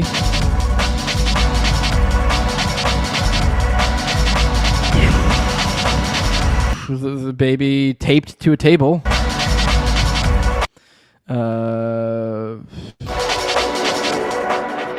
All right, so James Alefantis. So, anyways, just to kind of let you guys know, that's what that is. So, I'm not crazy. You're crazy. All right, let's get back into the. Actually, let's check in the chat, and then we'll pop back into the to the whatever. So, all right, let's check and see what you guys say. Jose, your informant works for the CIA. Run who? What are you talking about? My informant. Oh, yeah. Elliot James says we're reporting live from DC, knee deep in government bullshit. Oh, hell yeah, you're over there. Nice. Back to you, Jose, says Elliot James. Is that you? Is that who you? Are you impure hunter, Elliot James? Junkie says, oh, fuck, not the pizzas again. Let me see. What else do we got here? Yeah, Gerald says they like pizza. Why they have to fucking ruin everything. As Juggy just I'm constantly trying to buy drugs from my local pizza place. They're not selling. You would think that'd be a good spot to sell weed if you had a pizza place. Maybe somebody's saying I'm looking at brown of it lately. Gerald likes to talk me up, say how tan and jacked I am. Sicilian Mafia, says Nevsky. Yeah, the Italian. Oh yeah, okay, sure, Italian. That's like when you hear about I don't know how often we hear about Russians or Ukrainians. Like, okay, what do you mean? Are they Jewish? Are they Jewish? They're Jewish, aren't they? All right. Oh, good morning, Pittsburgh, dude. I've seen you here. You said that's the trial the movie Find Me Guilty with Vin Diesel is based on. That's interesting. Huh, that's interesting. Maybe, hopefully I remember that. I'll check it out later. So yeah, now I'm going to have to watch that Vin Diesel movie, says Junkie Jeff. All I wanted was a Pepsi. She wouldn't give it to me, says Bobo. What else we got? Here's this Pittsburgh dude. If Citigroup picked Obama's cabinet, Epstein Group picked Trump's cabinet. Yup. So yep. See, Junkie Jeff saying never seen so much negative opinion on Israel my entire life. I agree. It looks really, really rough. Yeah, Marnamax, she had the dawning here. Oh no, yes, it was Comet Pizza. Yeah, weird stuff. Yeah, I think I see the chat catching up with that. What the fuck? Hey, what's up, Evan? He said, you ever come to the PC area? I don't know what PC is. Perhaps I do, but probably not. If it's not in Florida, not really. Pretty much I stay in my little corner of Florida, maybe every once in a while. And even then, like, maybe there's events in Florida I might go to occasionally, but even then I don't do events. I'm a busy feller. All right, let's get back into our coverage of the current conference going on. Let's see. Let's get into the victims now. So here we go. All right. Well, there was this one victim here, which I don't even know what her name is, but she kind of just gave like a "we need justice" speech. So I feel bad skimming through hers because she claims to be a victim. But let's watch this chick. This is the last of the ones that I guess are already known out there. But this is Maria Farmer's sister. So let's go and watch what she has to say. Farmer, and I was 16 years old when I was Excellent. flown to New Mexico to spend a weekend with Epstein and Maxwell. That same year, 1996, my sister, Maria Farmer, reported what happened to me there, along with reporting her own assault at their hands and their theft of sensitive photos of herself, of me, and our younger sister that she had taken for her work as a figurative painter. I am now 46 years old. 30 years later, we still do not know why that report wasn't properly investigated, or why Epstein and his associates were allowed to harm hundreds, if not thousands, of other girls and young women. We have never been told whether those images were found when they discovered a large amount of child sexual abuse material on his property. As a psychologist, I understand that when the system's meant to protect us, recreate the abuse cycle, the betrayal that occurs can be just as damaging as the original trauma. This happens when survivors of these crimes are not believed, when our well-being is not weighed as heavily as those who have more resources or more privilege, and when perpetrators of these crimes are given a platform rather than the survivors of them. For so many years, it felt like Epstein's criminal behavior was an open secret. Not only did many others participate in the abuse, it is clear that many were aware of his interest in girls and very young women and chose to look the other way because it benefited them to do so. They wanted access to his circle and his money. Their choice to align with his power left those of us who had been harmed by this man and his associates feeling very isolated. I could never have imagined being here today and this chorus of support that we have all received. I have been sent so many notes and messages from people with no direct connection to this case who've expressed their solidarity with us. And I believe that is because, in part, as Anushka explained so well, this is an extremely widespread issue of child sexual abuse, of sexual exploitation, of sexual violence. This affects almost every family in some way. From my conversations with women in these last few days and from all of the support that we've received, is very clear to me. Wait, are you guys for real? That we are not going away. Okay, I see. We are not going to be quiet, and we are not going to give up. I see you guys saying no audio. Not funny. Okay. And I ask the American public to stand with us and not give up. At a time with record high levels of distrust in our institutions and a perception that there are two Americas, one for those with power and privilege and one for everyone else, passing this Epstein transparency bill is one important step that can be taken to prove to Americans that the government does not side with sexual perpetrators. A thorough public review of this information is an important step in preventing the type of systemic failures that have occurred in this case and harmed all of us. An important step towards healing for those involved. Thank you. All right, now I think she's one of the first unanonymous ones. Let's go and play this. Or first ones that was anonymous before. Hello, everyone. I'd like to say thank you, everyone, for being here today on this very powerful and special day for all of us here. My name is Marina Lacerda. I was minor victim 1 in federal indictment of Jeffrey Epstein in New York in 2019. I was one of dozens of girls that I personally know who were forced into Jeffrey's mansion on 9 East 71 Street in New York City when we were just kids. Today is the first time that I ever speak publicly about what happened to me. I never thought that I would find myself here. The only reason that I am here is because it feels like the people who matter in this country finally care about what we have to say. As an immigrant from Brazil, I feel empowered knowing that the little girl struggling to get by at 14 and 15 years old finally has a voice. For the first time, I feel like I matter as an American. I was only 14 years old when I met Jeffrey. It was the summer of high school. I was working 3 jobs to try to support my mom and my sister when a friend of mine in the neighborhood told me that I could make $300 to give an older guy a massage. It went from a dream job to the worst nightmare. Jeffrey assistant Leslie Groff would call me and tell me that I needed to be at the house so often that I ended up dropping out of high school before 9th grade. And I never went back.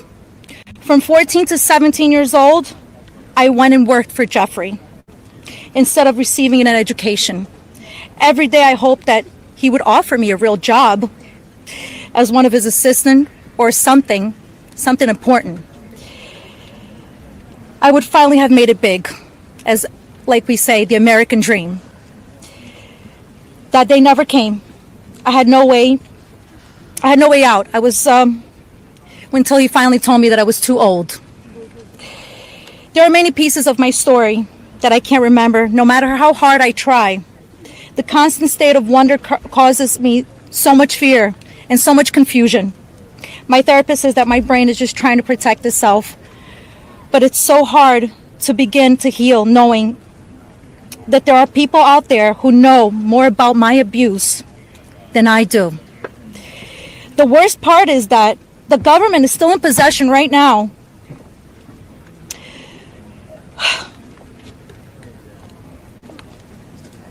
of the documents and information about that could help me remember and get over all of this maybe and help me heal. They have documents with my name on them that were confiscated from Jeffrey Epstein's house and could help me put the pieces of my own life back together. But I don't have any of it. And I know the same is true for many of these women.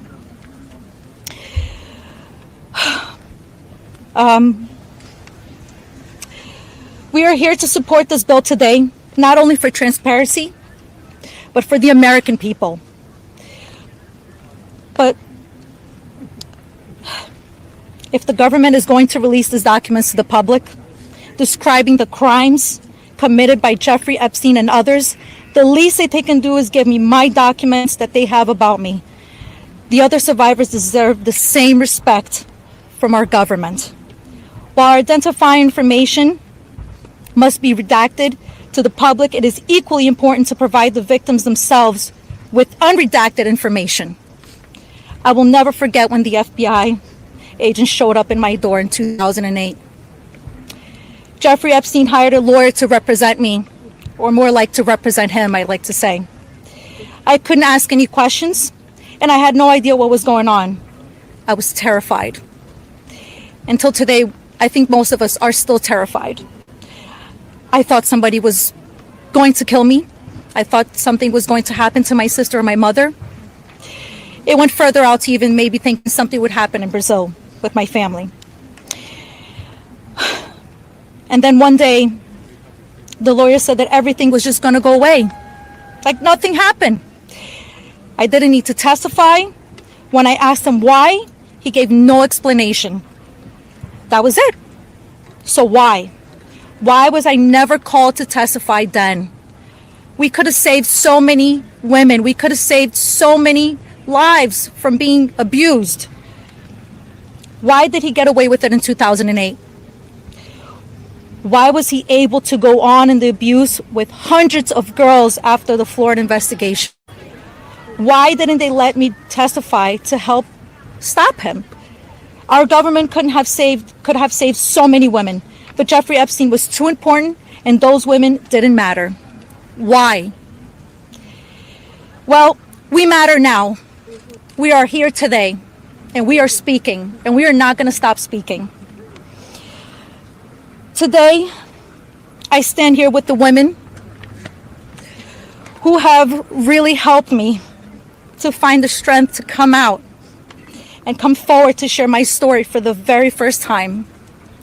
Together, we are stronger than ever.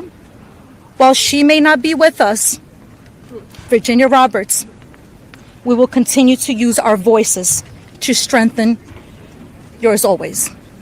By the way, I did see one of you guys mentioning Virginia in there. She did, for those who forget, she did recently die. I don't know if we've gotten to any specifics out of that one yet, but yeah, it was claimed to be a suicide, obviously, given who it is and everything's going on. I don't know if it's a suicide, murder. It's kind of hard to tell. I mean, she was going through a lot, so it could have been suicide, but it also, she did make some big enemies, so it very easily could have been a murder too. So, and even if it was suicide, in a sense, it kind of was a murder because, let's be real, the trauma in her life is directly responsible for these fucks. Thank you.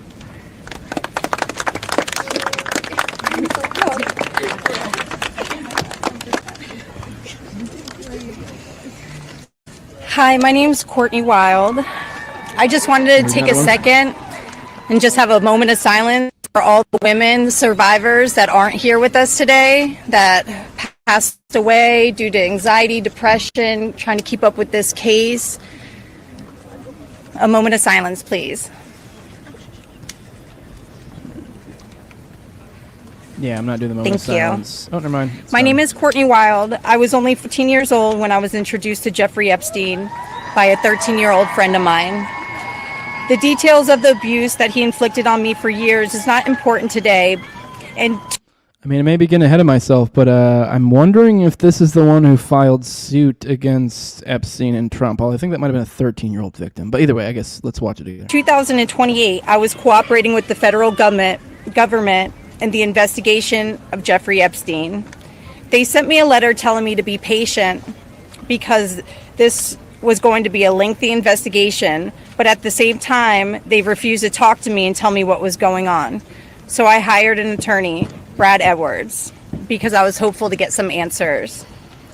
When I walked into his office at 19 years old, Brad sued the government for refusing to tell me what was going on under the Crime Victims' Rights Act. The only reason anyone ever found out that the government had already given Jeffrey Epstein immunity through the non-prosecution agreement was because our lawsuit forced the government to tell us. Otherwise, nobody would even know that today. Sometimes it's hard to believe that I had to sue the United States just to learn that my abuser was given immunity. I started as Jane Doe, but I decided I was proud enough to take on our country, and I was on the right side of history. We fought the government for 10 years to prove that the government violated our rights as crime victims and the crime victims' rights in order to protect a pedophile. We had to win the 11th Circuit Court of Appeals to force the government. By the way, I do want to take 1 second I was kind of looking over on a different screen, and I just want to show you guys this real quick, because I feel like this kind of comes up sometimes, the idea of like the women who were abused and stuff. This is what Courtney Wild looks like at 14 years old. I mean, for the audio people, I mean, just take my word for it. It does not look like an adult. This is a child. So, like, disturbing. So, all right. I mean, obviously assuming it's true, but yeah, all right, let's get back to it. Government to turn over thousands of pages of emails between Jeffrey Epstein and the government. Those emails provided the proof that the government worked very hard with Jeffrey Epstein to violate our rights. Why? Why did the government work so hard to protect Jeffrey and not so hard to protect me and my other innocent friends? Why was Jeffrey so important to the government, and why was I so insignificant? Why did nobody but our lawyers care before now? It seems people have only started to care because of Twitter and politics. But I would like to say this has nothing to do with politics. This is not a blue thing or a red thing. This is an everyone thing. We can all agree on this. The injustice that has happened here. Multiple, over and over. Everybody that talks about this just seems to make it worse. We need transparency. It's time for us to see beyond the curtain. Why was Jeffrey Epstein so protected?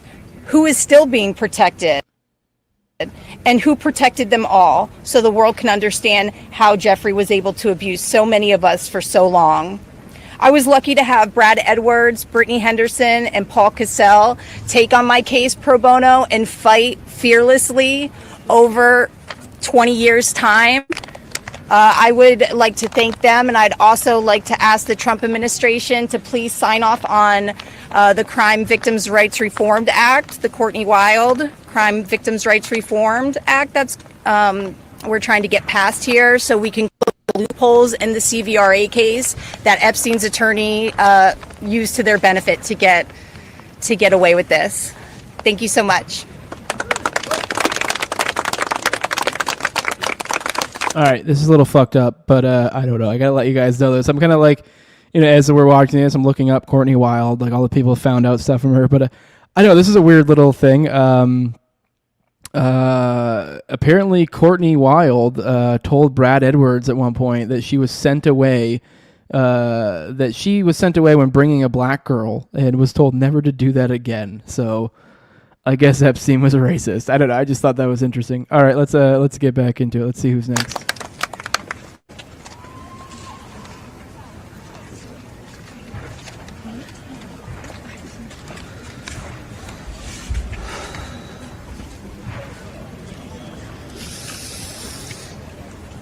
Good morning. First and foremost, we want to extend our deepest gratitude to Brad and Brittany Edwards, Congressman Massie and Kana, and above all, the brave survivors who have entrusted us with the privilege of speaking today on behalf of Virginia. Robert Giuffre, as her family. Oh, that's sad. We are here today because we support H.Res.581, the Epstein Files Transparency Act, in its entirety. But as much as this bill is about shining a light on truth, it's not just about the bill. This is about justice. This is about survivors. This is about justice against the rich and powerful who have stolen something from these women and many children at the time, their freedom. The freedom to live their life without mental and physical scars that have been inflicted upon them by those who thought they were untouchable. The same freedom that these monsters took from these survivors, they should never be afforded. They should never be allowed to continue their lives with impunity. I feel bad because this is sad, but yeah, let's move on past the Virginia Giuffre family, because I don't really... I mean, I don't know. Let me get... If any of you guys find out, I guess I'll probably find out on the timeline or something if I see there was something super interesting they say, but let's be real. This is probably... I hate to sound cynical, but let's be real. It's probably fluff and just kind of talking about what a great person her mom was and stuff, and that's all great and all, but I'm trying to get to some substance here. Hello, my name is Jenna Lisa Jones, and I was only 14 years old when my friend brought me over to Jeffrey Epstein's house in Palm Beach in 2003. I had a Let me get that again. What's her name? Of this horrific abuse. Ah, shit, my bad. Hello, my name is Jenna Lisa Jones, and Jenna Lisa Jones? I was only 14 years old when my friend brought me over to Jeffrey Epstein's house in Palm Beach in 2003. I had a terrible home life, but I was such an innocent kid then.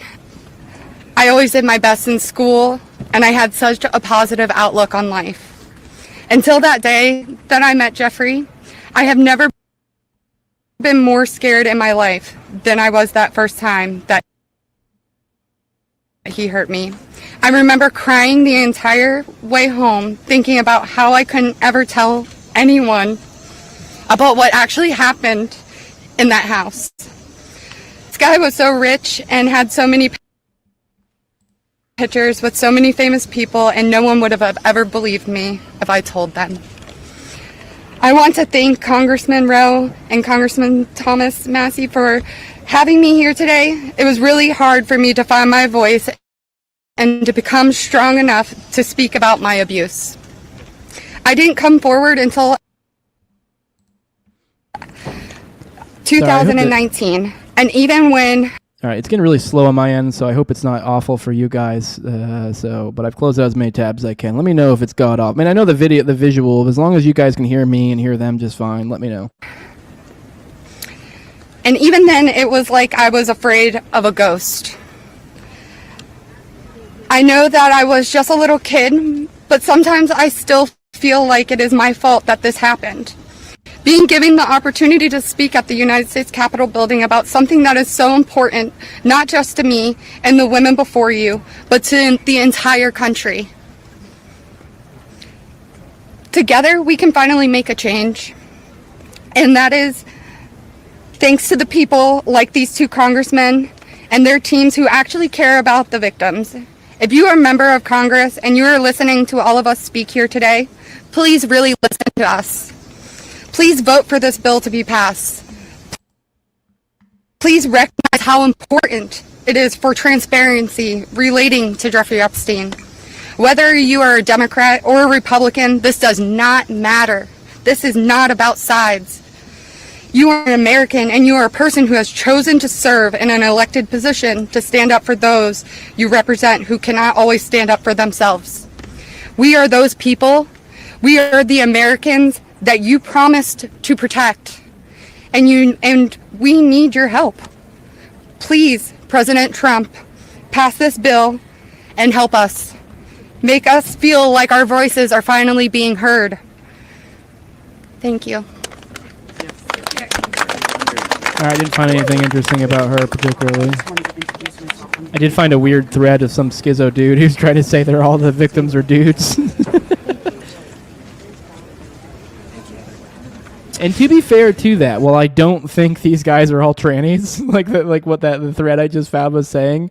There is weird little factoids about certain claims that Epstein was into boys or dudes or something. So apparently there's even like a one that I've been saving on one point, like John Lennon apparently used to make fun of him for being a homo or something. I don't know. Now obviously there's all these claims of all these chicks. Maybe he was bi or something. I don't know. But either way, it's just that is kind of a funny thing there. But let's keep going. Funny in a dark way, obviously. Afternoon. My name is Haley Robson. I was a 16-year-old high school student athlete who made good grades and had high aspirations for college when I was recruited and asked by a classmate of mine alongside with a 20-year-old male if I wanted to give an old rich guy a massage. But what high school girl would not want to do that? That day changed my life forever. And when I got into the massage room, Jeffrey Epstein undressed and asked me to do things to him. My eyes welled up with tears, and I have never been more scared in my life. When it was over, he paid me $200 and requested in exchange that I bring a girl each time to make another $200. I told him I did not want to do that, and then he gave me an ultimatum. Either you come here and massage me when I call you, or you bring me friends of yours to massage, and I will give you $200 per girl for each time she comes. I felt and hoped to never hear from him again, but he called me every day. He was so wealthy and powerful, and he would not let me go. I felt I had no choice. If I disobeyed him, I knew something bad would happen. So knowing I did not want to be sexually abused, I started to bring him other girls from my high school, and he paid me $200 for bringing them. I just hoped each time it would be the last time. One day, the stepmom of one of the girls brought him and called the police on Jeffrey Epstein. The police then called me in for questioning. I had told them the truth despite the fact that I was a teenager and a minor, and I was able to tell the police the names of all the other victims. The police treated me like a criminal. I had, by this time, had turned 18. I had been with Jeffrey since I was 16 and for 2 years. So they had told me So they told me I was going to be arrested. My name was then distributed to the press as a co-conspirator of my abuser, who I detested. My entire world was crashing in around me, and I started being threatened and bullied, till this day still receiving death threats. I was singled out and for many years had to suffer a smear campaign of lies about me because of the way that I was portrayed by the press. The press made me out to be a predator when I was just a 16-year-old little girl who was sexually abused by a powerful man and an evil man. For years, I had no friends. My boyfriend was murdered, and there was nowhere to turn. The government, after investigating more, learned that I was true a victim, but the damage was done and it was too late. There was no way to undo the harm the press had caused me. In 2019, I met Brad Edwards and Brittany Henderson. They changed my life, and they believed in me and have helped me to finally heal. Healing is a process, and I may never get there. But the passage of this bill requiring the government to produce all the evidence that it has gathered on Jeffrey Epstein and Ghislaine Maxwell is a huge component of healing for me and for the many other women who have suffered for so long. For many reasons. First, we and the rest of the world need answers. Why was he so protected? And why didn't anyone ever care to stop him? It doesn't take a brain surgeon to know that if he is spending thousands of dollars a day paying high school girls he abuses and had a lot of access to cash. I learned through my attorneys in the JP Morgan class action case that there were years when his staff withdrew over $1 million in cash a year. Was that not a big enough red flag? There were wire transfers to other victims, and the government did not protect us. The banks did not protect us. So lift the curtain on these files and be transparent. Every single time a new conspiracy gets circulated in the media, whether he is still alive, what powerful person had him murdered, who was on the Epstein client list, and there are names going around on TikTok and Instagram, we, the survivors, are suffering. We take our kids to school and everyone is talking about it. We can't read the news or do anything without hearing crazy stories that are only able to live on because the government continues to hide the evidence and the truth. So people just make up stories. Those stories hurt. They hurt real people who have already been hurt. And we have lost so many Epstein victims to suicide, and maintaining the real truth in secrecy only allows for conspiracy theorists to tell lies that drives up our anxiety and fears and will continue to lead to more pain, more suffering, and honestly, more deaths of innocent victims. It's time you do is right by us. Unseal all the documents. We are requesting transparency, and I am requesting every congressman and woman that goes against this bill be outed. I want to know. Thank you.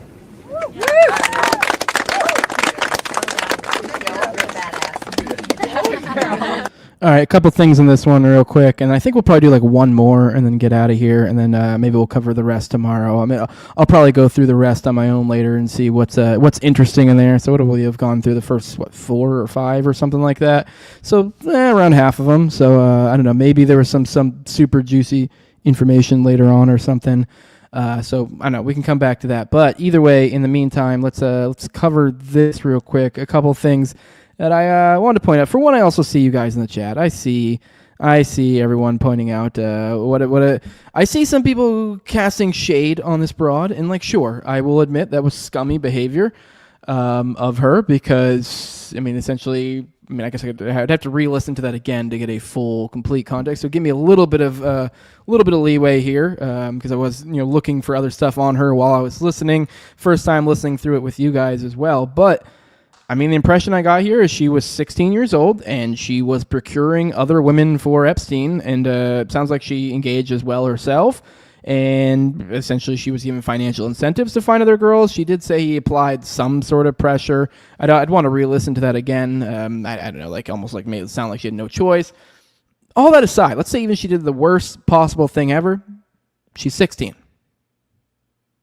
So like, and we're like, oh no, she's pimping on her friends. What a horrible person, this, that. And I'm like, yeah, but like from our perspective as adults, her as like a 16-year-old, I'm sure she probably had other friends who she was like, oh, whatever. I know Sarah's, does this and that, and she slept around and whatever. Maybe she'd want $200. And to be very clear, I by no means saying that's like okay for children to do or for adults to do with kids.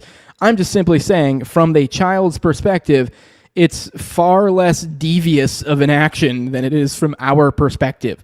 I mean, I don't know. I guess it would have to be case by case. I mean, I don't know if she somehow fucking like bound up her little innocent friend that never did anything and fucking threw her in the lion's den to a bunch of fucking, a gang of pedos, and like, I don't know, that's a different story. But if anything, it really did sound like she probably plied, said, hey, I know some guy who's willing to do this and that if you do X, Y, and Z. And obviously, I think that's awful, and these people should pay the price for it. But these guys are these are children. These are children we're talking about. So also, we do have to be aware that, like, sure, to some degree, I guess it's not like there's this magical 18 age to where you're like, now you are responsible for your actions. To some degree, they're responsible for your actions, but they're still adults. At the end of the day, the person who's the most to blame for that going down is the adults in the situation. Because, like, I don't know, that's kind of like. I mean, I don't know. That's adults can easily manipulate children. Like, I don't know, even teenagers. So, I mean, you may not believe so when you have your own teenagers sometimes because they don't tend to like to listen to you. But if you're some other adult in some semi-position of power, probably pretty easy to manipulate. So, I don't know. I just feel like it's a little shitty, for one, when we have the people like... Here's Michael Tracy, just right off the jump. That's what he had to say. Oh, they hauled out Haley Robinson, who admits she recruited other teenage girls for Epstein and told them to lie about their ages. She just told me she did this because she was groomed, not because she was making boatloads of cash, I guess. I wouldn't say it was boatload. I mean, I guess for someone that age, $200 is pretty significant. So, just feel like that's Michael Tracy immediately pouncing on this. And there's also other posts I'm seeing people pointing that out, which I don't even need to read this. Here's somebody with some documentation on this stuff, and I don't even need to read this. What do I need to read for here? So, although I will say, actually, right off the jump, it's a 14-year-old that she, I guess, did bring. So that's gross. But, I mean, I don't know. Once again, it goes back to the adults are the ones most responsible for the situation here. So I don't know. I mean, this is... obviously, it's scummy what she did here as a 16-year-old procuring a 14-year-old for Epstein. But, I mean, it's kind of missing the forest for the trees if you're like, oh, look at Haley Robinson, what a piece of shit she was. Okay, yeah, she was kind of a piece of shit as a 16-year-old. And she was serving up children to adults, the real fucking baddies here. I don't know. Anyways, it just feels like what do we even need to belabor this point for? I mean, if anything... Yeah, this is a known thing. This has been said by many other girls. That this was the thing, that they were using them to procure other girls, and he was using whatever ways to pressure them to do so, whether that's money, insinuations of other sorts of leverage, whatever. So, all right. Well, let's get back into, let's see who's next, and then maybe we'll finish it after that. That was great. Tear into the press and tear into Congress. Hi there, my name is Lisa Phillips, and I'm the host of a award-nominated podcast called From Now On, a platform supporting survivors. I want to thank all of my survivor sisters who came before me today. I'll be very short. In the year 2000, I was taken to Jeffrey Epstein's island while on a photo shoot on a nearby island. Who I saw and what I experienced there was a glimpse. All right, I hate to be mean, but she's some media personality that sucks. That's immediately people are gonna but like, I bet you're making this up. By the way, I'm not at all saying she is. I'm just pointing out the obvious. That be prepared for the Tracys of the world to attack on that vector here. And to be fair, I would suggest researchers probably maybe even look into it, because who knows? You never know. Dark. You mean if she is, who knows? Maybe she is someone seeking fame, and if that's the case, it's worth not at least relying on that source if you're able to figure that out, because that kind of discredits the rest of it. And disturbing world. For years after, I tried to avoid Jeffrey, but he had introduced me to Katie Ford, the owner of the Ford modeling agency. Epstein's reach went to the very top of fashion, arts, and entertainment. This did not just happen to underage girls in Florida. In New York City, hundreds of young, ambitious women were abused by him. Epstein was not just a serial predator, he was an international human trafficker. And many around him knew, many participated, and many profited. And yet, he was protected. So I stand here today for every woman who has been silenced, exploited, and dismissed. We are not asking for pity. We are here demanding accountability, and I'm demanding justice. Congress must choose. Will you continue to protect predators, or will you finally protect survivors? And also, I would like to announce here today, us Epstein survivors have been discussing creating our own list. We know the names. Many of us were abused by them. Now, together as survivors, we will confidentially compile the names we all know who were regularly in the Epstein world. And it will be done by survivors and for survivors. No one else is involved. Stay tuned for more details.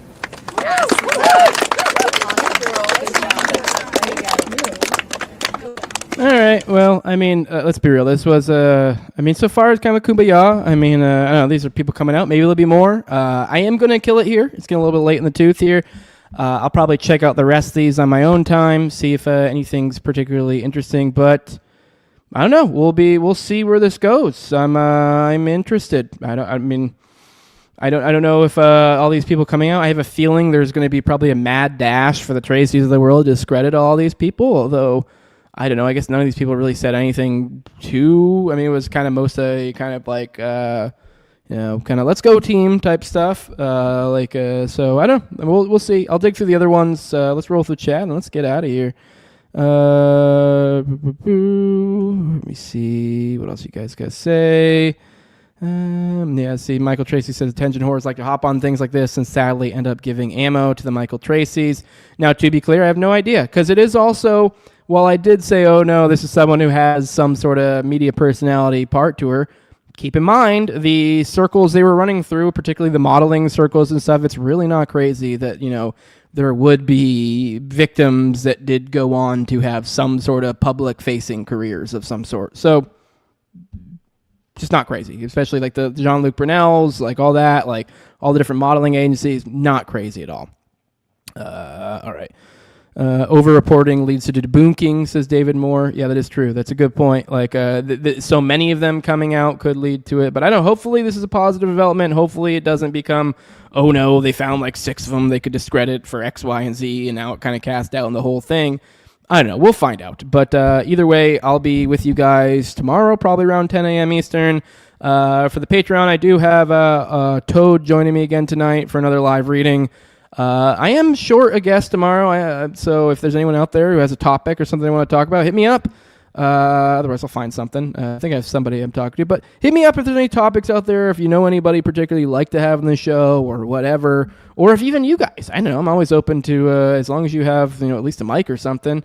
And if I feel like you could talk on this, talk on some sort of topic for about 45 minutes or so, shoot the bull with me. Let's do it. Hit me up. Give me your pitch. But then you can do that at Tower Gang Jose on Twitter. You can follow me there. But other ways you can support this show without chipping in money. You can give it a like, share, subscribe, comment, 5-star review on iTunes or Spotify.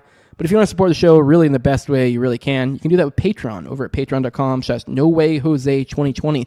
The lowest level is $2, and that gives you access to early episodes. I usually do about 1 to 2 behind the paywall every week. You keep about 4 behind the paywall in any given time, so that's weeks of paywall content. You also get access to the ad-free RSS feed, and you could also get access to the pre-show, and I think we're getting ready to change it to where you get access to the post-show as well. The poors no longer get access to that, and I think we're getting ready to upgrade our phone system to where we actually have literal numbers to call in. So I actually think the video calls going forward may actually only be reserved for patrons. So right now it's you get priority, but going forward, I think we might bring back the old actual phone number for the show for a call-in, and go back to patrons get the video call perk. Plus, you get the pre-show and post-show where you can hang out with us and as we set up and and when we're finishing, kind of shooting the bull. And then also at the highest level is my sponsors. Oh, I have the Telegram too, if I didn't mention that. Also, the highest level is my sponsors. Those are my patrons or the Patreon sponsors. I give them a big shout out every episode. It's a big thank you for everything they do. I have my co-host, my former co-host in Tower Gang, at Learn to Toad. Also have at @BrigadeD's, at ZOVRECK, at _InfantZeal, Tim Tuttle, at Jolly and Klebold, Will Bell's Delicious Blueberry Rabbit Eye Wine, big fan of the show, Torme, at Wayne Taculus, Not Masad, and Andrew Jacobs, a completely involuntary Jew. And with that, actually, we're supposed to change the Not Masad one to Catcher in the Rye or something. I'm sorry, I dropped the ball there because that guy seems to really like to try to fucking fed jacket me for some shit. Anyone who knows the deep lore will know why Catcher in the Rye is a fed jacket move. But whatever, I think it's funny. Keep them coming. Keep giving me different fed jacketing sponsor names. Whatever. And then that's the highest level. I think that's everything. I'll catch you guys tomorrow at 11 a.m. Eastern, give or take. Just like today, I started 15 minutes late, but I will see you guys then. Love you all. Deuces. Enjoy the outro. This is a video of day 3 of wearing my George Floyd puffer until someone presses me. So, funny one. There is a house built out of stone,